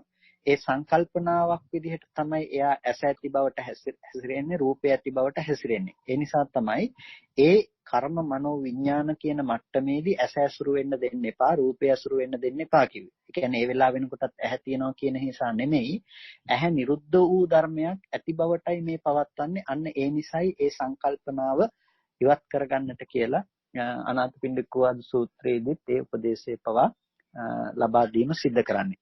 පැහැදිලිද දන්නේ කාරණාව? සමස් එතකොට මේ දෙක සම්බන්ධ කරන්නේ මනෝ ධාතු සිත හරහානේ සමස්. ඔව් එතකොට මේ ඇස රූප චක්කු විඥාන කියන තුන් දෙනාගේ එකතුව කෙලින්ම මනසට මනෝ විඥාණයෙන් විඤ්ඤාය වන ලෙස ඉදිරිපත් කරන්නේ මනෝ ධාතු සිතෙන්. තේරුණා සමස් පැහැදිලි. තේරුණා සර්. හොඳයි තේරුණා. අවසර ස්වාමීන් වහන්සේ. ඔව් ස්වාමීන් වහන්සේ දැන් කෙනෙකුට රාග සහිත සිතක් ඇති වුණොත් ඒක රාග සහිත සිතක් බව දැනගන්න කියලා චිත්තානුපස්සනාවේ අන්තතරමින් ඒකට සනස එතනදී අපි ඇත්තටම එතනදී අපි ඒක රාග සහිත සිතක් බව දැනගන්න සිත රාගයෙන් තොර නිසා ඒක ප්‍රමාණවත් මදිද ස්වාමීන් වහන්සේ? මොකද ඒ වගේ අවස්ථාවක පිළිකුල් භාවනාව වඩන එක ප්‍රමාද වැඩි නැද්ද ස්වාමීන් වහන්සේ? يعني ඒක පිළිකුල් භාවනාවක එකක් කලින් වඩලා يعني අපි හිතමු කැලේක ගින්නක් ඇති වෙනකොට ඒ ගින්න තමුගේ ගෙදරට එන්නේ ඉස්සෙල්ලා අපි ගේ වටේ තෙමලා තියෙනවා. ඒ වගේ පූර්ව සූදානමක් කරන්න පුළුවන් අපිට පිළිකුල් භාවනාවෙන්. නමුත් ඒක ඇති වෙච්ච මොහොතේ ස්වාමීන් වහන්සේ ඒ චිත්තානුපස්සනාව පමණක් කිරීම ප්‍රමාණවත් නැද්ද? ඒක මම අහන්නේ තව පස්බිමක් පිළිදලා මොකද ස්වාමීන් වහන්සේලා දේශනා කරනවා සිත හැමතිස්සෙම නිරීක්ෂණය කිරීම විතරක්. ඒ කියන්නේ සතිමත්ව සිතේ ඇතිවන සිතිවිලි නිරීක්ෂණය කිරීම පමණක් ප්‍රමාණවත් කියලා. ඒ මටත් එක්ක පිළිගන්න අමාරුයි. නමුත් ස්වාමීන් වහන්සේ මතය දැනගන්න කැමතියි ඒක සම්බන්ධයෙන්. ඔව් ඇත්තටම මේ අපිට සරාගං වා චිත්තං සරාගං චිත්තෝ මෙහිදී පජානාති කියලා කියව රාගසහිත සිත රාගසහිත සිතයි කියලා දැනගන්නවා කිව්වට ඒ රාගසහිත සිත රාගසහිත සිතයි කියන එක දැනගන්නේ මේ ප්‍රඥාවෙන්නේ. ඒකනේ අපිට පජානාති කියන වචනේ එතනදී භාවිත කරන්නේ. එතකොට ඒක අපි දැනගන්නේ නුවණකින් යුක්තව. ඒ නුවණින් අපි දැනගන්නෙත් එහෙනම් රාගය ඇති වුණාට පස්සේ එහෙනම් ඒකත් අපිට එතනින් මැත්තේහි නැවත උපදින්න පුළුවන්කම ඒකට නැති කරලා නැහැ. ඒක දැනගත්තයි කියන එකෙන්. ඒ නිසා රාගසහිත සිත දැනගත්තා කියන එක නෙමෙයි එතනදී ඇත්තටම වැදගත් වෙන්නේ. මොකද ඒකයි විජානාති කියන දැනගනී කියන එක පාවිච්චි නොකර පජානාති කියන වචනය එතන භාග්‍යතුන් වහන්සේ පාවිච්චි කරන්නේ. එතකොට මේ පජානාති කියන එකෙන් ලොකු අර්ථයක් කියනවා. මේ පජානාති කියලා කියන්නේ අපිට ප්‍රකාශයෙන් මේ පිළිබඳව දැනගන්නවා, නුවණින් දැනගන්නවා, ප්‍රඥාවෙන් දැනගන්නවා කියන එක. ඒ රාගසහිත සිත රාගසහිත සිතකුයි කියලා දැනගන්නකොට අපිට රාගය පවතින්නේ පුද්ගල ප්‍රතිබද්ධව. පුද්ගල ප්‍රතිබද්ධව රාගය පවතින්නේ ඉන්න පුද්ගලයෙක් ගැන ඉන්නවා කියලා ගත්ත මේ සංකල්පනාවක් නිසා ඉන්න කෙනෙක් කෙරෙහි රාගසේ චේතනාව පවතින්නේ. හැබැයි අපිට චිත්තානුපස්සනාවේදී කියන්නේ හිත ප්‍රකට කර ගැනීමක් ගැන. එතකොට එයා හිත ප්‍රකට කර ගැනීමක් කියන දේ දකිනවා නම් එයා දන්නවා එතන සරාගං වා චිත්තං සරාගං චිත්තෝ මිහිති පජානාති කියන තැන රාගසහිත සිත රාගසහිත සිතයි කියලා දන්නවා නුවණින් දන්නවා කියනකොට රාගසහිත සිත සිතේ ඇති කරගත්ත සංකල්පමය වශයෙන් ඇති කරගත්ත රාගයක් කියලා දකිනවා. ඒක රූපෙට අයිති නෑ කියලා එයා පතිත කරන්න බාහිර රූපය නොපෙන්නන බවටත් එයා දකිනවා. එතකොට එයාගේ රාගයට එයා එතන පැවැත්මක් නැති කරන තැනම තියෙනවා. ඒ නිසා පජානාති කියන වචනය පාවිච්චි කරමින් අපිට අර්ථ ගන්නන්නට පුළුවන් කමක් නැත්තේ නැහැ.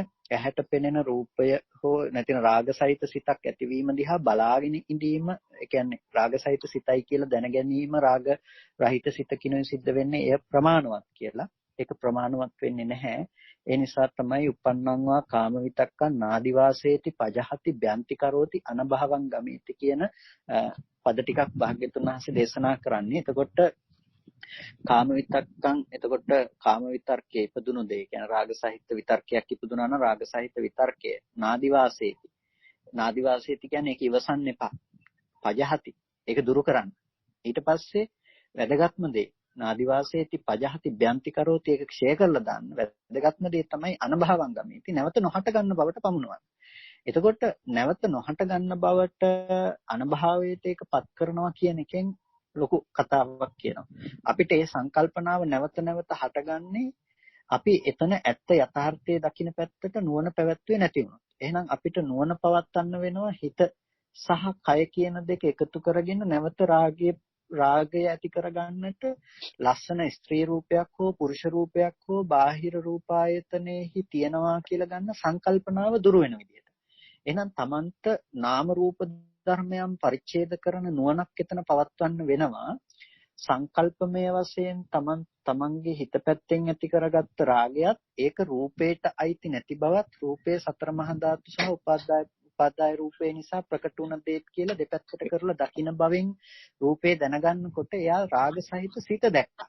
ඒක දැක්ක කියන එකෙන් අදහස් කරන්නේ රාග සහිත සිත රාග සහිත සිතක් ලෙස ප්‍රජානනය කළා. නැතිනම් එයා නුවණින් දැක්කා. එතකොට එයා ඒ නුවණින් දැකීම නිසා එයාට ඒ රාගය ඇති කරගන්න රාගය පවත්වන්න ක්ෂේත්‍රයක් නැති වුණා. එතකොට ඒ රාගය නැවත උපද්දවන්නත් එයාට ක්ෂේත්‍රයක් නැති වුණා. ඒ නිසා එතන පජානාති කියන වචනය සමග අපිට යෙදෙනවා ලොකු අර්ථයක්. ඒ කියන්නේ සාමාන්‍යයෙන් ඔය වචන ටික ඒ කියන්නේ විජානාති පජානාති කියන ඔය වචන දෙක වැදගත් වෙනවා.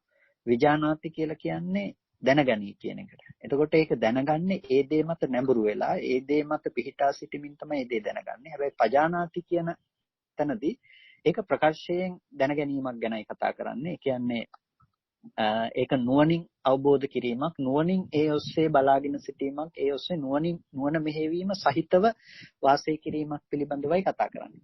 ඒකට මේ නුවණ මොකක්ද කියන ගැටලුව තියෙනවානේ. ඒ කියන්නේ අපි දැනගනී කියන එක විතරක් නෙමෙයිනේ මෙතන උනේ.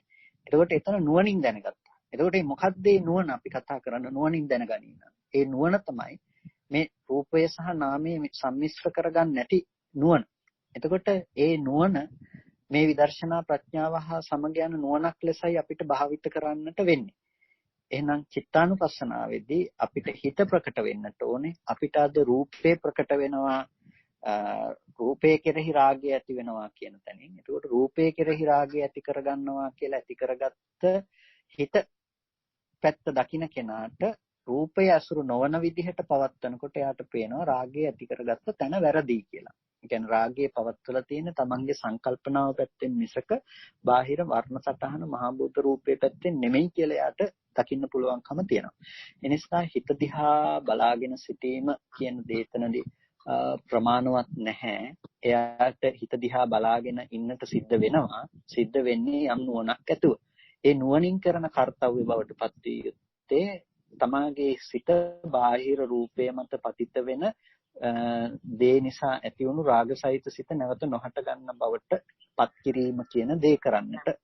ඒ හින්දා ඒ හිත දැන ගැනීමත් අවශ්‍යයි. හිත දැන ගැනීම කියන තැන නුවණ පැවැත්වීමත් අවශ්‍යයි. ඒ දෙකම අවශ්‍ය වෙනවා. එහෙනම් අපිට ඒ උපන් කාම විතර්කයේ ඉවසුවේ නැහැ දුරු කරා ක්ෂය බවට පැමිණුවා නැවත නොහට ගන්න බවට පත් කරනවා කියන තැනම තමයි සරාගං වාචිත්තං සරාගං චිත්තෝම් හිති පජානාති කියන එකෙන් අදහස් කළේ. ඒ නිසා අපිට හිත දිහා බලාගෙන හිටියා කියලා කවදාවත් අනභවං ගමේති වෙන්නේ නැහැ. නැවත හට ගන්න තියෙන හේතුව නැති වෙන්නේ නැහැ. ඒ කියන්නේ හිත දැනගත්ත කියලා රාගසහිත සිතක් කියලා. ඒ රාගසහිත සිත දැනගත්තත් ඊට පස්සේ ආපහු රාගසහිත සිත ආය හටගන්න හේතුව අපි ළඟ තියෙනවා. ඒ නිසා ඒ එතන ඇති කරගන්නා නිවීම එතරම්ම සාර්ථක වෙන්නේ නැහැ. බොහොම ස්තුතියි ස්වාමීන් වහන්සේ. නිර්වචනයි නම්බුදයි ස්වාමීන් වහන්සේ.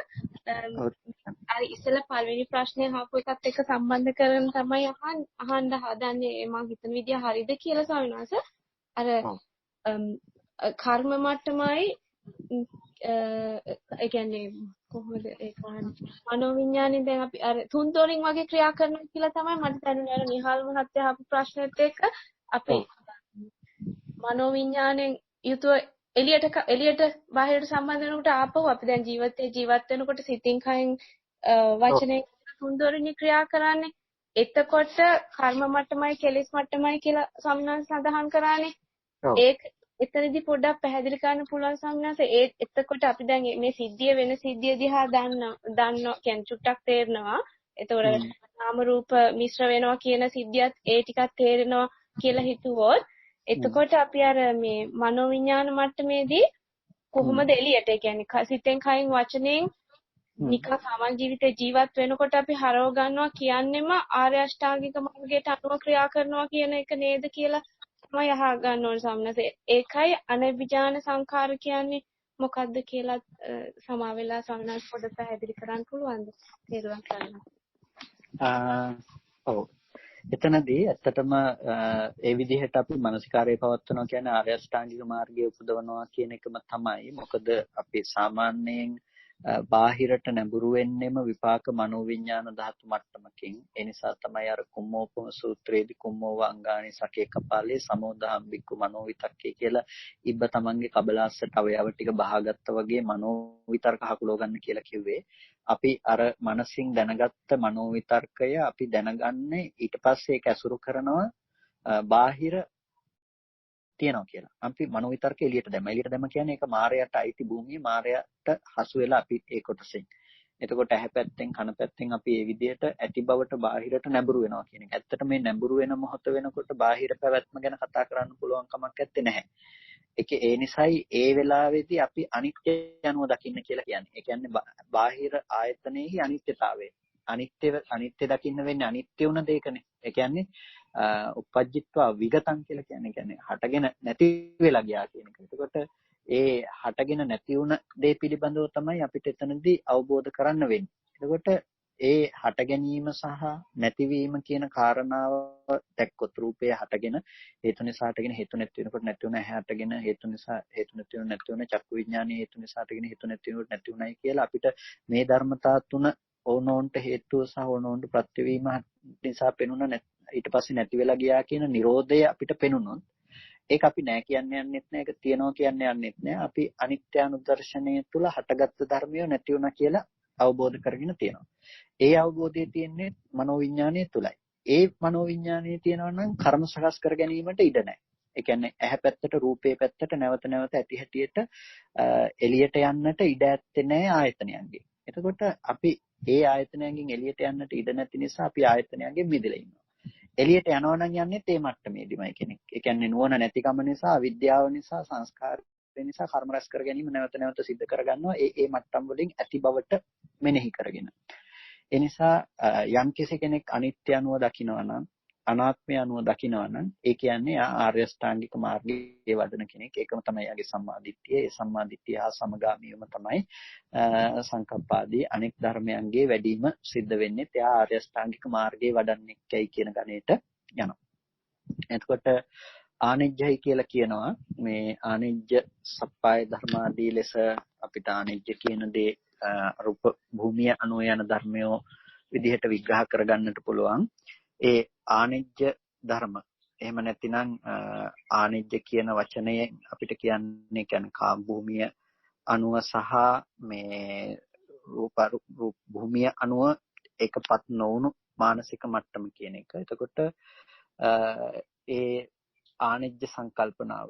එතකොට අපිට අරූපාවචරාදී මට්ටම් වල ඇති කරගත්ත ඒ ධ්‍යාන හා සමගාමීව ඇති කරගන්න අරමුණු තමයි ආනිජ්ජ අරමුණු කියලා කියන්නේ. ඒක කාම රූප ආදී දේවල් වල LB සිටීමක් නැති නිසා තමයි ආනිජ්ජ කියන වචනයෙන්ම ඒක හැඳින්වීම සිද්ධ කරන්නේ. එතකොට ඒ ධර්ම ගැන එතකොට වෙනමම පැහැදිලි කරන්න අවශ්‍ය වෙන්නේ නැති වෙන්නේ නේද? එහෙමයි ස්වාමීන් වහන්සේ ගොඩක් පැහැදිලි සමනස් අර එතකොට ඒ ප්‍රශ්නෙට සම්බන්ධ සමනස් දැන් අර මේ නාම රූප ධර්මයේ මිශ්‍ර වෙන ඒ ටිකත් එක්කනේ එතකොට ඒ කියන්නේ අපි රූපයට එළියෙන් රූපේ ඇත්ත කියලා අරගෙන කියන එකනේ එතකොට සමනස්සේ රූපේ නැති කරන්න බෑ රූපය ගැන සම්පූර්ණයෙන්ම අවබෝධ කරගන්න ඕනි කියන එකද කරන්න ඕන සමනස් ඒ කියන්නේ රූප වේදනා සංඥා සංකාර විඥාන ඔක්කොම ටික අපිට එකපාර බෑ වගේ කියලා තේරෙනවා. ඒකට රූපය ගැන නෑ රූපය ගැන අපි තේරුම් ගන්නවා කියන්නේම ඒ තුල පවතින අනික් නාම ධර්මතා ටිකත් අපිට ප්‍රකට වෙනවා කියන එක. ප්‍රකට වෙනවා කියන්නේ ඒ ටික වෙන වෙනම අපි නොදැක්කත් රූපය රූප මාත්‍රයක් විදිහට දැකීමම ප්‍රමාණවත් වෙනවා. ඒක අපිට මේ තේරුම් ගන්න. ඒ කියන්නේ නාම ධර්මතා ටික ඒ අනුව ඇසුරු කරන්නත්. ඒ නිසා අද කාම ධාත්වයයි හැටියට අපිට ප්‍රකට වෙන්නේම රූපේ තමයි. නාම ධර්මතා ටිකට වැඩිය රූපේම තමයි ප්‍රගුණ වෙන්නේ. මොකද අපි වේදනාදී ධර්මයන් අනුව ජීවත් වෙන අයට වඩා අපි වේදනාව දකින්නේ රූපේ කෙරෙහි පතිත කරලා. ඒ නිසා අද දැනෙන්නේ රූපේ නිසා අපි රූපය ඇසුරු කරගෙන රූපේ පිරිසිදු දකින්න යනකොට අපිට අර නාමයට රූපේ කියන දේ ඇසුරු නොවන මට්ටමක් මේ දෙක මේ පරිච්ඡේදයක් වෙනවා. ඒ කියන්නේ වෙන්ව පේනවා. නාම ධර්මතා ටික සහ රූපේ පැවැත්ම කියන එක. ඒ නිසා රූපයෙන් මිදෙන්න අවශ්‍ය මාර්ගය තමයි ඉස්සෙල්ලා සිද්ධ වෙන්නේ. ඒකයි රූපයෙන් මිදුනහම අනාගාමී මට්ටමටපත් වෙන්න පුළුවන් කියලා කියන්නේ. ඒ නිසා පළවෙනිම ටික තමයි අපිට රූපයෙන් මිදීම පිණිස මාර්ගයේ වඩන එක. එතකොට නාම ධර්මතා ටික නිකම්ම ප්‍රකට වීම සිද්ධ වෙනවා.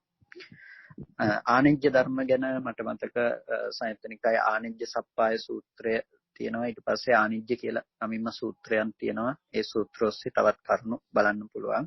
අරූප ධානය සම්බන්ධයෙන් පැහැදිලි කරනවා. තෙරුවන් සරණයි සරණයි ගොඩාක් පිං. අවසරයි ස්වාමීන් වහන්සේ. විඥානය ගැන ප්‍රශ්න අපි සාකච්ඡා කරා. එතෙන්දී දැන් මට තේරුම් ගිය විදිහට මේ පටිඝ සම්පස්සයට උපකාර වෙන විඥානයම තමා මනෝ විඥාන විදිහට ඒක යෙදෙන්නේ. ඊට පස්සේ අපි මේ උපාදාන ස්කන්ධයේ තියෙනවා විඥාන උපාදාන ස්කන්ධය. එතකොට ධාතු ස්වභාවයක් වශයෙන් උත් අපි ගන්නවා විඥාන ධාතුව කියලා. ඔය හැම එකක්ම අතරේ සම්බන්ධය මොකක්ද කියලා පොඩ්ඩක් දැනගන්න. අනිත් එක තමයි සංඥාංශය දැන් අර බුදුරජාණන් වහන්සේගේ දේශනාවක තියෙනවා දාර වියලි ගොම වියලි තනකොළ පිදුරු වියලි කොළ 10 වගේ වලින් ගින්නක් අවුලලා ඒ ගින්නේදී අපිට කියන්න බෑ ගින්න දිහා බලලා මොන එකකින් ගත්ත ගින්නද කියලා කියන්න අමාරුයි. එහෙම දේශනාවක් තියෙනවා. පොඩ්ඩක් ඒකත් එක්ක පැහැදිලි කරලා දෙන්න. තෙරුවන් සරණයි. ඔව් ඇත්තටම මේ විඥානය ගැන කතා කරනකොට විඥානය ඊට පස්සේ මනෝ විඥානය විඥාන ධාතුව අපිට මේ විදිහට කතා කරනවා මන ආයතනය මනෝ විඥාන ධාතුව ආදී ලෙස. ඒකට විඥානය කියන එක චක්කු විඥාන සෝත විඥාන ගාන විඥාන જીවහා විඥාන කාය විඥාන මනෝ විඥාන කියලා ප්‍රධාන වශයෙන් අපි 6කට බෙදනවා. ඊට පස්සේ ධාතු විදිහට ගත්තොත් චක්කු විඥාන ධාතු සෝත විඥාන ධාතු ආදී වශයෙන් විඥාන ධාතු විදිහටත් අපි ඒක බෙදනවා. මේ විඥානයන්ගේ ඒ මට්ටම් වල උපාදාන ස්කන්ධ මට්ටමින් ගත්තාම අපිට විඥාන උපාදාන ස්කන්ධයේ විදිහට හම්බ වෙනවා. මේ සියලුම තැන විඥානය කියන එකේ ලක්ෂණය තමයි විඥානන ලක්ෂණය. දැනගන්නවා කියන කම. ඒක මනස ප්‍රතිබද්ධව වන නිසා තමයි මනෝ විඥානයයි කියලා කියන්නේ. ඒකම අර වියලි තන වලින් හදුන ගින්න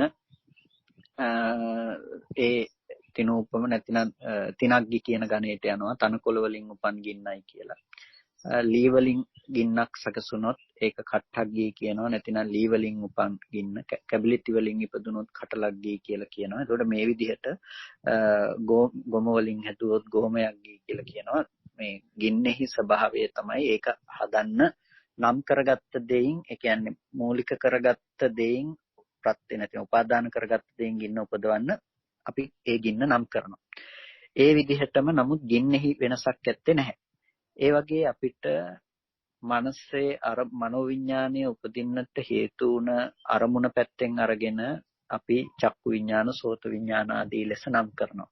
නමුත් චක්කු විඤ්ඤාණය කිව්වත් ඒකත් එක මට්ටමකින් මනෝවිඤ්ඤාණ මට්ටමේ සිතක්මයි. ඒකත් මොකද හිතෙන් දැනගන්න දෙයක් නේ. ඒකත් මනස අනුවම මන ආයතනය කරන නියෝජනයක්. එහෙම නැතිනම් ඒකත් මනසෙම දැන ගැනීමක් තමයි. හැබැයි ඒක හදපු පැත්ත නිසා ඒක අපි බෙදනවා චක්කු විඤ්ඤාණ සෝත විඤ්ඤාණ ගාන විඤ්ඤාණ ආදී වශයෙන් ద్వාර වශයෙන් ඒ දේ ඇති වුණ ආකාරයේ පැත්තෙන් ඒ දේ නම් කරනවා. ඒ විදිහටම තමයි මනස පැත්තෙන් ඇති වුණ නිසා ඒක මනෝවිඤ්ඤාණයයි කියලා නම් ලබනවා. එතකොට මනෝවිඤ්ඤාණයේදී බාහිර රූපය අර විදිහට අපාතාගමයකින් තොරව මනෝවිඤ්ඤාණයේ ලක්ෂණය තමයි එයාගේ අරමුණ විදිහට එයා දැනගන්න එක. ඒ කියන්නේ මනසින්ම අරමුණක් උපද්දවල ඒ අරමුණ දැනගන්න එක එතන මනෝවිඤ්ඤාණයේ ලක්ෂණය. ඊට පස්සේ මනෝ ධාතු කියලා කියනකොට එතන කතා කරන්නේ විඥානන ලක්ෂණයක් නෙමෙයි. එතනදී ප්‍රධාන වෙන දේ තමයි අර හිතින් ඔසවාගත්ත අරමුණු විඥාණයෙන් දැනගන්න පුළුවන් විදිහට ඒක අරමුණ ග්‍රහණය කරලා ප්‍රකට කොට දැක්වීම කියන එක. එතකොට ඒක තමයි මනෝ විඥාණයට අරමුණ වෙන්නේ. ඒ හිතෙන් ඇතිවෙච්ච ධර්මතා ටික අරමුණු කරගෙන තමයි මනෝ විඥාන ධාතු සිත හටගන්නේ. මනෝ විඥාන ධාතුව කියන තැනදී මනෝපටිච්ච ධම්මේච උප්පජ්ජති මනෝ විඥානං කියන තැනකින් තමයි ඒ මනෝ විඥාන ධාතු සිත හටගන්නේ. එහෙම නැතිනම් අර ධම්මායතනය ඔස්සේ ගත්ත අරමුණන් නැවත විජානන කෘත්‍ය කරමින් දැනගනිමින් තමයි ඒ සිත උපදින්නේ. එතකොට ඒක විපාක මට්ටමක් තියෙනවා, ඒක කර්ම මට්ටමකිනුත් තියෙනවා. ඒක අපි කියනවා විඥානය කියලා, නැතිනම් විපාක කර්ම විඥානය සහ විපාක විඥානය කියලා කියනවා. අපි සාමාන්‍යයෙන් කුසල් සිත් සහ විපාක සිත් කියලාත් කියන්නේ අන්න ඔය ධර්මතා දෙකට තමයි. එතකොට ඒ ඔක්කොම විඥාන ධාතුවේ ක්‍රියාකාරීත්වය. එතකොට සබ්බේ ධම්මා මනෝවිඥාන ධාතුවේ ආකෝගේ සියලුම ධර්මයන් මනෝවිඥාන ධාතුවෙන් තමයි අන්තිමටම විඥානය කළ හැකි, විඥානනය කළ හැකි. මනෝවිඥාන ධාතුවෙන් තමයි අන්තිමටම අපිට දැනගන්න වෙන්නේ. සිත නැමැති මේ ඉන්ද්‍රියනේ කොතෙන්ට ගියත් අන්තිමටම ප්‍රධාන දේ සිද්ධ කරන්නේ. ඒ නිසා ඒ තනදී විඥාන කෘත්‍ය සිද්ධ කරන බව තමයි විඥානයේ ලක්ෂණය. ඒක ධාතු වශයෙන් ස්වභාවාර්ථයකින් කතා කරනකොට විඥාන ධාතු කියලා කතා කරනවා. එතකොට චක්කු විඥාන ධාතු විදිහට, සෝත විඥාන ධාතු විදිහටත් කතා කරනවා. චක්කු විඥාන ධාතුවේහි සහ චක්කු විඥානය අතර වෙනසක් ඇත්තේ නැහැ. ඒ දෙකම එකයි. එතකොට විඥාන උපාදානස්කන්ධයත් විඥාන ස්කන්ධයත් අතර වෙනසක් තියෙනවා. විඥාන උපාදානස්කන්ධය කියලා කතා කරන්නේ ආශ්‍රව සහ කෙලෙස් සහිත කෙනෙකුට ආශ්‍රවයන්ගෙන් සහ කෙලෙසුන්ගෙන් ඇසුරු වෙන්නට පුළුවන් මට්ටමින් පවත්නා සිතට කියනවා අපි විඥාන උපාදානස්කන්ධය කියලා. ඒක කෙලෙසුන්ගෙන් සහ ආශ්‍රවයන්ගෙන් ඇසුරු කළ හැකි නිසායි විඥාන උපාදානස්කන්ධයයි කියන නම් තියන්නේ. එතකොට විඥානස්කන්ධය කියලා කියන්නේ ආශ්‍රව නැති කෙනෙකුට, උපාදාන නැති කෙනෙකුට ඇති කරගන්න දැන ගැනීමට කියන එකට විඥානස්කන්ධය කියලා. එතකොට ඒ විඥානස්කන්ධය කියන එක හුදු දැන ගැනීම විතරයි. ඒකෙදි නිරෝධය වශයෙන් දැනගත්තත් නිරෝධය දැන ගැනීමනේ සිද්ධ කරලා තියෙන්නේ. ඒකත් දැන ගැනීමක් තමයි. ඒ නිසා ඒ භූමියටත් එකම මනෝවිඥාන ධාතුව කියන තැන පවත්නවා. ඒ එකම මනෝවිඥාන ධාතුව තමයි මාර්ගසිත ඵලසිත කියලා අපි කතා කරන තැන යෙදෙන්නේ එකම මනෝවිඥාන ධාතුව. එතනදී ඒ විඥාන ධාතුව උපාදානස්කන්ධයන්ගේ කතා කරන විඥාන උපාදානස්කන්ධය නෙමෙයි, ඒක විඥාන ස්කන්ධය කියලායි කතා කරන්නේ. විඥාන උපාදානස්කන්ධය කියන තැනින් ආශ්‍රව සහිත කෙලෙස් සහිත කෙනෙකුට ඇතිවෙන විඥානය. එතකොට විඥානය නිරුද්ධයි රහතන් වහන්සේට. ඒකට කියනවා අපි අපතිත්ථිත විඥානය කියලා. ඒ විඥාන නිරෝධය කතා කරන්නේ අර අපි කර්ම රැස් කරගන්නවා කියපු කර්ම විඥානයේ වෙනුවට රහතන් වහන්සේට ලෝකෝත්තර විපාක මට්ටමේ නුවණක් තියෙනවා හටගත් ධර්මයන්ගේ නිරෝධය පිළිබඳව. එතකොට ඇහැ රූප පිළිබඳවත්, වේදනා සංඥා සංස්කාර පිළිබඳවත්, මනෝවිඥාන, චක්කු විඥාන, මනෝවිඥාන ආදී විඥාන ධර්මයන් පිළිබඳවත් හටගෙන නිරුද්ධ වුණ බවට නිරෝධයේ නුවණක් තියෙනවා. ඒ නුවණ නිසා රහතන් වහන්සේගේ මට්ටමේදී ඒ විපාක මනෝවිඥාණයට නැතිනම් රහතන් වහන්සේගේ අරිහත් විපාක මට්ටමට විඥානයේ අසුරු වීමක් ඇත්තේ නැහැ. විඥාන නිරෝධය තමයි පෙන්නලා තියෙන්නේ. ඇහැ අසුරු වීමක් නැහැ, රූප අසුරු වීමක් නැහැ. ඒ නිසා මේ මට්ටමේ විපාක මනෝවිඥාණය පවතින තැනක් නැහැ. පවතින තැනක් නැති නිසා අපතිත්ථිත විඥාන කියලා කියනවා. ඒ කියන්නේ විඥානයේ ප්‍රතිෂ්ඨාවක් ලැබුවේ නැති තැනක් අපතිත්ථිත විඥාන. ප්‍රතිෂ්ඨා රහිතව මේ ඒ විඥානයේ පවතිනවා. ඒ නිසා අනිදස්සනයි කියලා, අනිදස්සන විඥානය කියලාත් කියනවා. අපතිත්ථිත විඥාන කියලාත් කියනවා. ඒකට මේ අනිදස්සන සහ අපතිත්ථිත විඥාන ආරම්භණයන්ගේ පිහිටා නොසිටි විඥාන මට්ටමත් විඥානස්කන්ධය කියන තැන රහතන් වහන්සේගේ මට්ටමේදී කතා කරන්න පුළුවන්කම තියෙනවා. ඔක තමයි විඥානයන්ගේ තියෙන මේ ભેදය. ඒකේ තව අපහැදිලි තැනක් තියෙනවා. සාදු සාදු ස්වාමීන් වහන්සේ අප්‍රමාණවත් පිං. අවසරයි ස්වාමීන් වහන්සේ, ඔබ වහන්සේ අර අපට ඇඳලා දීපු ස්කෙච් එකේ මේ සිත් මේ විඥාන මේක ක්‍රියා කරන විදිය හුඟක් හොඳට පැහැදිලිව පේනවා. මම හිතන්නේ ඒක ඇසුරු කරොත් හුඟක් අයට මේක පැහැදිලි කරගන්න පුළුවන් වෙයි. තෙරුවන් සරණයි. ඔව්, ඒක ආශ්‍රයෙන් ගොඩාක් පැහැදිලි කරගන්න පුළුවන් වෙයි. අපි ඒ දවස්වල අර දේශනාව පැහැදිලි කරන්න පොඩි ඇඳපු දල සටහනක් ඒක මේ කට්ටියට පස්සේ හරි ලැබෙන්න අපි ක්‍රමයක් හදාගමු.